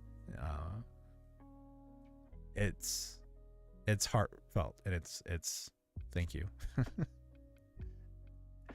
Have a good night. Enjoy work. We'll see you again. Thanks for tuning in. I appreciate you. Night Flitter. Guys, give her a follow, by the way, too, if you guys haven't. I mean, do I still have shout out working? I don't know if I do. Actually, that's on Beam. I gotta go back the other way here. It would have been bad if that were the case. There we go. One of my closest friends. And close because we played World of Warcraft. That's how we met. So, games bring people together.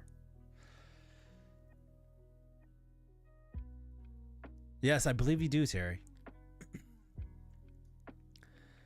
But yeah, so going back on the whole thing, we kind of branched off in various things, but going back on the whole thing about my emotional state, reflecting back on it and what Molly had said, that, you know,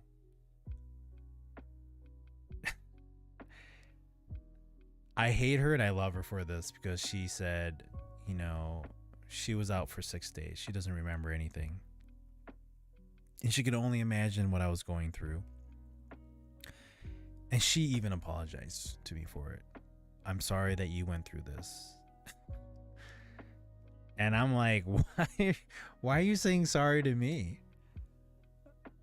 I'm sorry that you went through this. I'm sorry that you know, we last talked and we were just meh. I'm sorry that, you know, I should have taken you to the ER right when we got home from the trip. I should have done something sooner, you know? So you know, we were on this whole I'm sorry kind of deal, and for her to say sorry to me, even though she went through everything, like I said, she's one tough, strong son of a bitch. And then, you know, and I love her to death. And like I said, she's the strongest person that I know. And I love you, honey.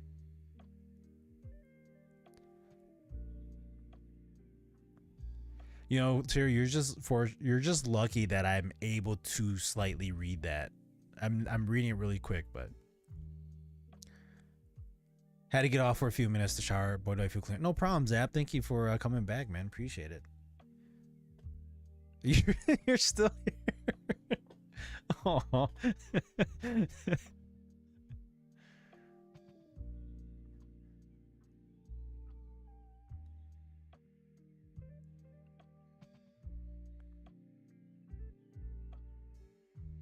But yeah,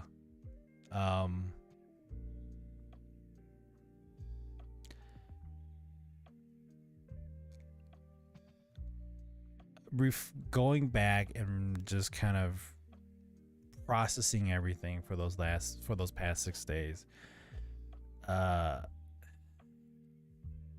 see the support from those comments on Facebook, to see the support from Flitter and close friends,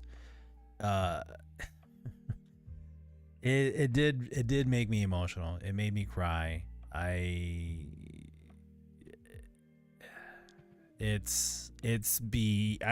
can't really explain it. It's to go through all of that and to have the outcome that it came. I couldn't have had it any other way.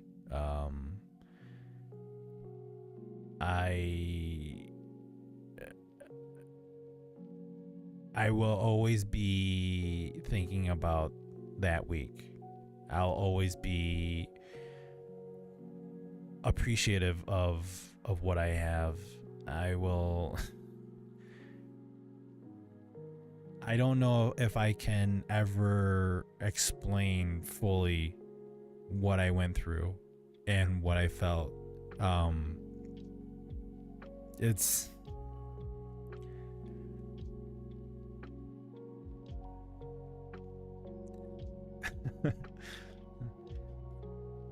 I don't like crying because I was always told that it was like, in a way, I felt like it was a sign of weakness. But you know, you do go through those emotional moments and you cry and you feel good about it. And I just want to say thank you for all of your support and being here, you know, hanging out with me every day before all this happened. It was something that I had talked to Molly about over the weekend, about streaming and if I was going to continue streaming or not. I would throw them at people, but I don't need assault charges. Dicel, what happened? Is there anything I can do to help you? I'm so sorry, man. You're always at the very end of our streams. You can come and watch the VOD, but my wife, she went into septic shock back almost a whole month ago. We went to go on a trip with my daughter for her 8th grade school trip, and she didn't feel well, and she actually went to ER and was in ICU for 6 days. And we just spent this whole time talking about it. So I'm sorry to give you like the quick rundown about it. But if you want to go through the VOD, it's this whole stream since we started. Actually, it started right like an hour into it. But no, thank you, man. I appreciate it. Basically, just kind of, you know, my wife Molly's on the mend, and we're just still processing everything that's happened. It's been 3 weeks now, and I'm still kind of going through it, all the emotional moments. Crying's what reminds us we're human. It does. Yes, it does. Get Tsurushi more tissue. I got some here. No, I'm sorry you had to go through this. How she's doing much better. The abscess in her kidney's going away. Her blood cell count is still a little low. It's fluctuating, but she's doing good. The infection's going away. We have an appointment this Thursday to talk about what happened, what conditions she was in, what we could do to prevent it, what caused it, any preventative measures that we can do moving forward. And that's with the infectious disease team. So we'll get more answers and kind of get a better understanding of everything and what happened. Right now, we just know that she's doing a lot better since then. So that's all that matters right now. It's been a very emotional but good stream, getting details and also a visit with the lady herself. Yes, she's here. So glad to hear she's stable and recovering. Wishing her all the best in the world. You can say hi to her. She's I think she's still here.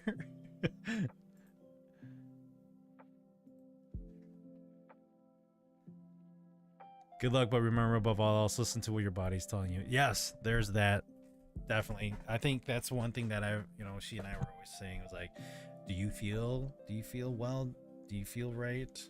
You know, and if you're not, you know, let's make sure we can take care of that. Go to bed. Yeah. So that's one thing. I think we'll finish the night talking about me streaming.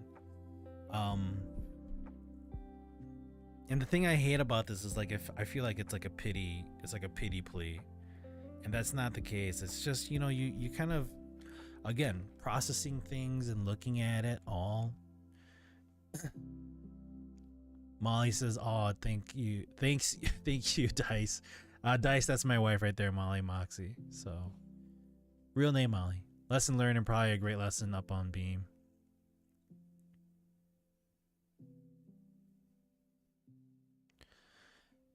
Yeah, that's so streaming over the weekend. You know, I was talking to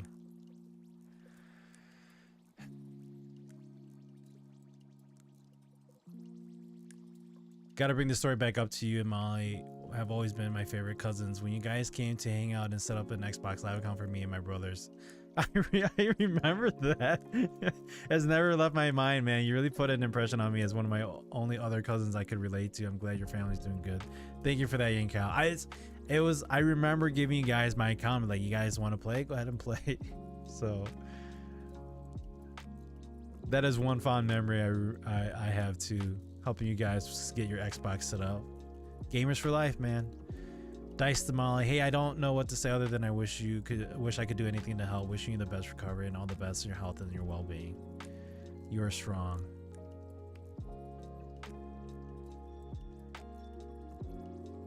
Oh, you guys suck. Thank you for all of that.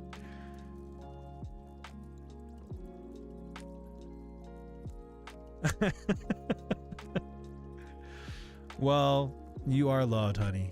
You are. And that's one of the reasons why Molly told me, you know, we talked about streaming. I talked about streaming. You know, she asked me if I was gonna stream this week, and I said, you know, I probably will, because I owe it to you guys for coming back. I mean, you guys have shown so much support, and I wouldn't feel comfortable just kind of leaving it as it is. And I was telling Molly that,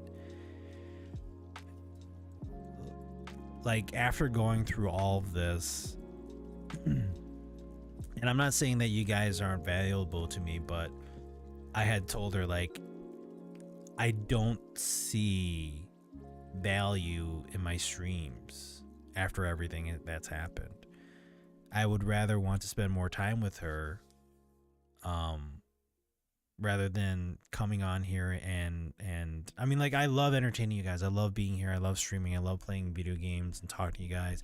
I was actually looking at this thing called Crowd Control 2.0 where you guys can actually throw in, I don't know if it's like money or if it's points, and then you guys actually make things happen in the game while I'm playing. So I'm looking into that. But, you know, there is no monetary value to help me feel comfortable streaming, is what I had told her. And I said, you know, streaming Tuesdays and Thursdays for ever since 2017, 2018, it's gotten me reality check. You know, I told her it's gotten me nowhere. There's no monetary value for this. I don't think I would want to stream anymore because of that. And Molly had said, you know, I don't want you to decide not to stream and then regret it later. You know, she would hate to have me make that decision and then regret it. She says she loves watching me come on here and stream. She says that I'm a natural at it when it comes to just talking and having conversations with people and just striking up a conversation, which is probably why it's so easy for me to do that in real life. But it's one of the reasons why she likes coming on here and watching me talk at the very beginning of my streams. Obviously, she won't watch me play games because she doesn't play games, but she doesn't want me to not do something that I love doing. And I love entertaining. I love talking to you guys. I love playing video games on stream. You know, there are things that I tried to do with AMD, thinking that was going to get me somewhere, and it really hasn't. I'm not saying that I'm done with AMD. I'm not saying that I'm done with streaming, but, you know, it's hard to say I'm going to go stream and I can't bring something to the table that says it's going to help my family. It helps me. Like Molly has said, it's helped me get away from the noise in life and enjoy having conversations with other people, talking about video games, laughing. You know, that's important to me. I just wish it was I just wish it was some kind of monetary value that would make it more worthwhile, to validate like I'm investing in all this stuff. And that's why I go back to the whole conversation of like these big time streamers and who they are and the things that they do, and how some of them are just really shitty people, and yet they're just rolling in the dough and they're making they're making money being assholes, you know. And here we are on the opposite end of that.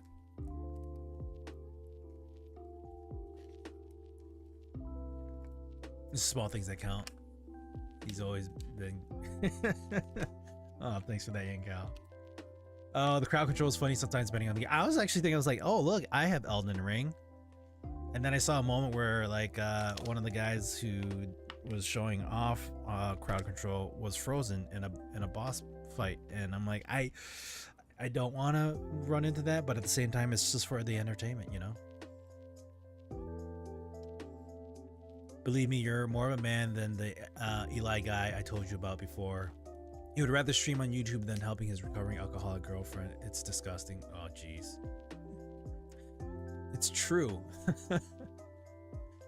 It would be a lot different if you were streaming 24/7, but with your rate, I think you're fine. But I agree, you should be with the missus and kids. Yes, always doesn't have to be for profit, right? Remember what I said about the whole point of being, yes. Oh, asked Amber at the VLAN about that. She said they're still stagnant on anything being done on the channel. It's great to be hopefully optimistic, but also important to see realistically. Yeah, yeah. I think, you know, I'll continue streaming because, like I said, it's great jumping on here and talking to you guys and hanging out. I love it. You know, it's fun. It's entertaining. Hopefully, it's entertaining for you guys as well. I'll just have to find ways of making it a lot more entertaining. For example, crowd control.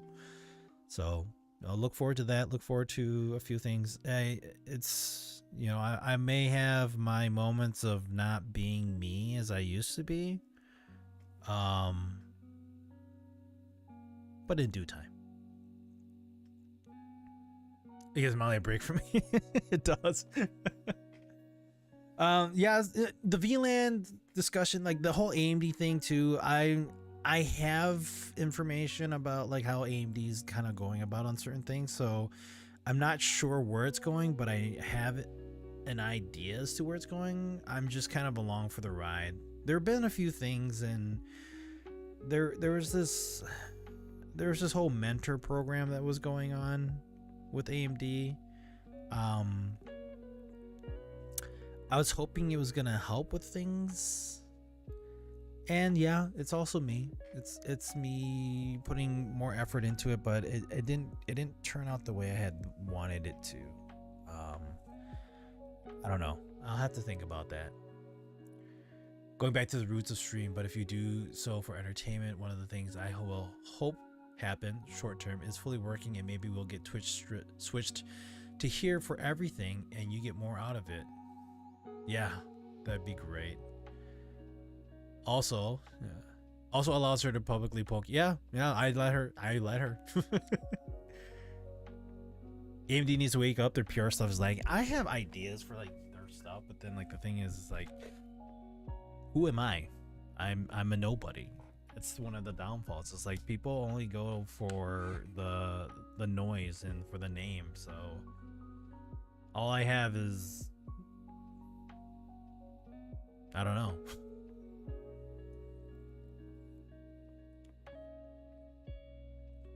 Crowd control done and dirty where I forced a person have 1 HP right before getting hit by the boss on third rounder of the fight, forcing him to redo the entire website. Ouch. That sucks. Cruel I am. You know, but that's the fun of it, right? And I think that's what I have to take a look at it. You know, I saw some of that stuff happen in the games, and I was like, oh god, I would hate to lose all that progress. But you know what? If people are laughing and having a good time at the what's the saying? At the cost of my pain and misery inside a video game, sure. Why not? It's like they gave up on pushing their GPUs. I'm not really sure what's going on with that. I wish that they stuck with it, and I'm not really sure the whole story behind it, but you know, don't mind the crushing in the background. I crush my water bottle so that it's easier to throw in the recycling bin, so it saves more space. I just wish it was going somewhere with AMD and their GPUs in a better light. I'm not saying like things are bad, but I'm just saying you can only do so much because of how Nvidia is doing things. But being able to do something on the internet and it be a success is broken up into a little bit of skill, a bit of talent, and a whole lot of luck. Oh yeah, it is. And that's why I'm like, you know, we're just in it for the long run, and we'll hope that luck gets a little better on my part. I'm not good with cards, and I hope that this game of streaming and being on social media and doing stuff on the internet is a game of cards. The smuck they had as the last streaming manager effed up streaming stuff. The one like from 2018? 2017, before I got on. I think streaming wise, that would help a lot, would be collaborating with someone who is on your wavelength, maybe inviting them, have a talk on cam or something. I thought the talk over Discord while playing Helldivers 2 with the dev was super cool. Wish I had more time and courage to join in there. I mean, I love to do that. That was actually one of the things that I wanted to do before AMD kind of branched into what direction that they went, when it was like me and Derek and the rest of them, because we were supposed to get a copy of a game and I was actually going to interview the developers while we're on the stream, and like a month later that all fell through. Nothing worked on that part, and I was like, oh, there goes that.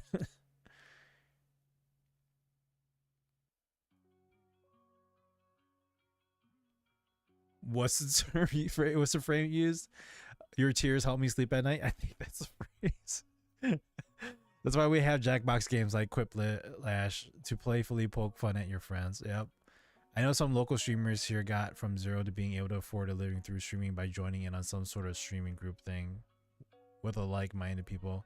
Yeah, I think like streaming groups and streaming teams are a good thing. I just know that my time is a bit more limited. Again, the whole idea in 2023 was to change that and get more streaming time, but you know, things happen.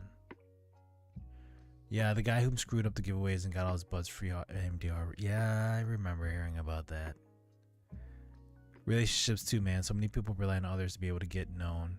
Yeah, and that's one of the downfalls too. Like I've seen like community managers on social media talking about like how like they would like get connected with big time streamers or streamers in general, and they would show like this kind of bond of like, hey, cool, like we're friends and buddy, and then after the community manager loses their job or they transition to something else, zero communication, no hanging out, no doing anything. They just drop them. Like it's like, I don't know how people do that. Like it's so shitty, and it happens, and I'm like, god damn. I wish I was in a better situation, or a better situation where like I don't know. I know there are a lot of people who are like that too, but yeah.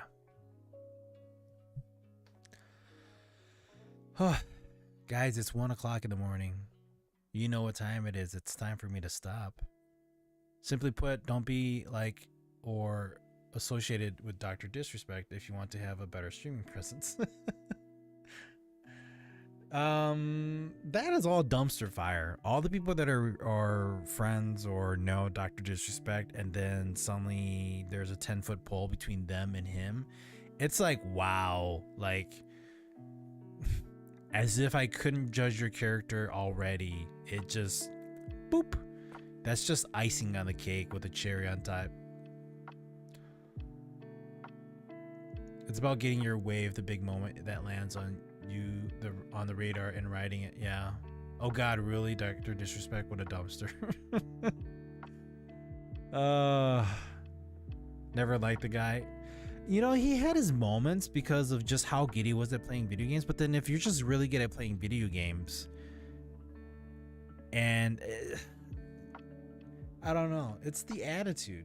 Like, if you're trying to give yourself that persona and then suddenly it turns out that the persona is just you in reality, and your like escapism of being like that, I don't know. Never liked him either. I always knew the truth would come out and it all. There are some streamers that I kind of, I have that vision of what you guys are saying about Dr. Disrespect. He was probably one of those. I was just like, wow, really? But I'll say like how it is with YouTube. You don't get exposure unless you interact and make yourself visible by also doing the right things.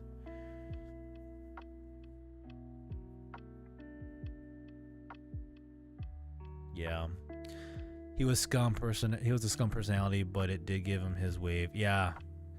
And that's the thing, is like, do you really want to be known on the internet for that? I don't know. You know, you got this crowd of negativity and then you're like, I'm gonna take that and I'm gonna make money off of it. This is how the world gets fucked over. I don't know. And then like all of a sudden they're like, oh, I had an epiphany and now I'm a good person. It's like, yeah, are you really though?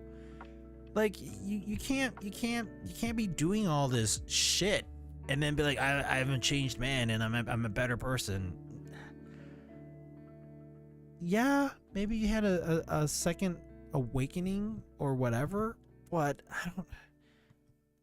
It makes me just wonder: are you just doing it for the publicity? I don't know.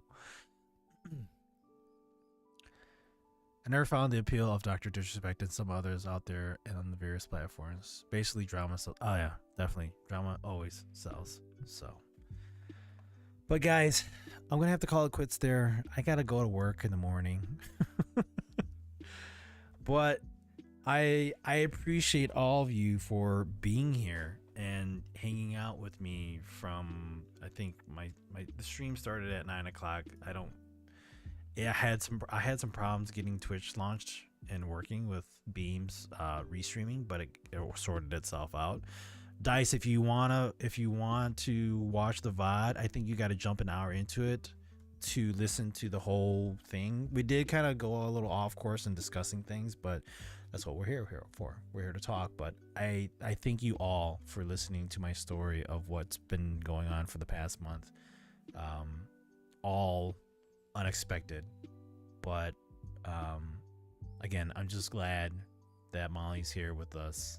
I'm glad that she's doing a lot better, and again, she is one of the strongest people I know, and I'm thankful for that. Night to all, take care, be well, and go to sleep, Molly. It was great listening in and talking. I'll call you soon, or I'll try to. Have a good night, everyone. No problem, me and Kyle. Thank you. You don't push yourself if you've been busy. Life happens. We're all adults. Things get in the way. We just gotta find time and dedicate ourselves to it. So I definitely have to do the same too. So, all right, guys, gals, everybody, get on out of here. Have a good night. Thank you again. I appreciate it. I'll be back Thursday. We'll start again at 10 o'clock, and maybe we'll actually play a game this time. We still got Ghost of Tsushima that I still got to play, which I've been just roaming around the entire first section of the map, and I think I completed all the side stuff. So we just got to do the main story. Steam's got their summer sale going on right now. Maybe we can find some deals on my wish list that we can play some new games or old games or whatever is available and cheap and good. And we'll go from there. All right. So, Sunushi, thank you for being you. I'll watch the VOD. I wish I had more time to watch your streams live. Glad you have Molly by on your side. Try my best to translate. Love you, but take care. No, man, I appreciate it. Thank you, Dice, for just tuning in from Germany. It means a lot to always see people overseas hanging out with little old me from the Midwest. So, Joel and True, have a good night, y'all. All. Good night, Joel and True. Take it easy. We'll see you Thursday. Zap, have a good night, Sushi. Have a good night, chat. Thank you, Zap. Take it easy. Have a good night. Good night. Goodbye. Get on out of here. Why is my camera freaking out there? We'll see you all Thursday. If you're not here Thursday, you know how I say it. Have a good weekend. Stay safe. Stay happy. And keep on gaming on. And continue getting well, Molly. Yes, she will. Definitely. Bye, y'all. See you. Nope. Camera's still freaking. I gotta disable that. I think I need to turn that off. It doesn't. I don't use it that much anymore. So, see ya. Bye, guys. Girls. Everybody. Love you guys.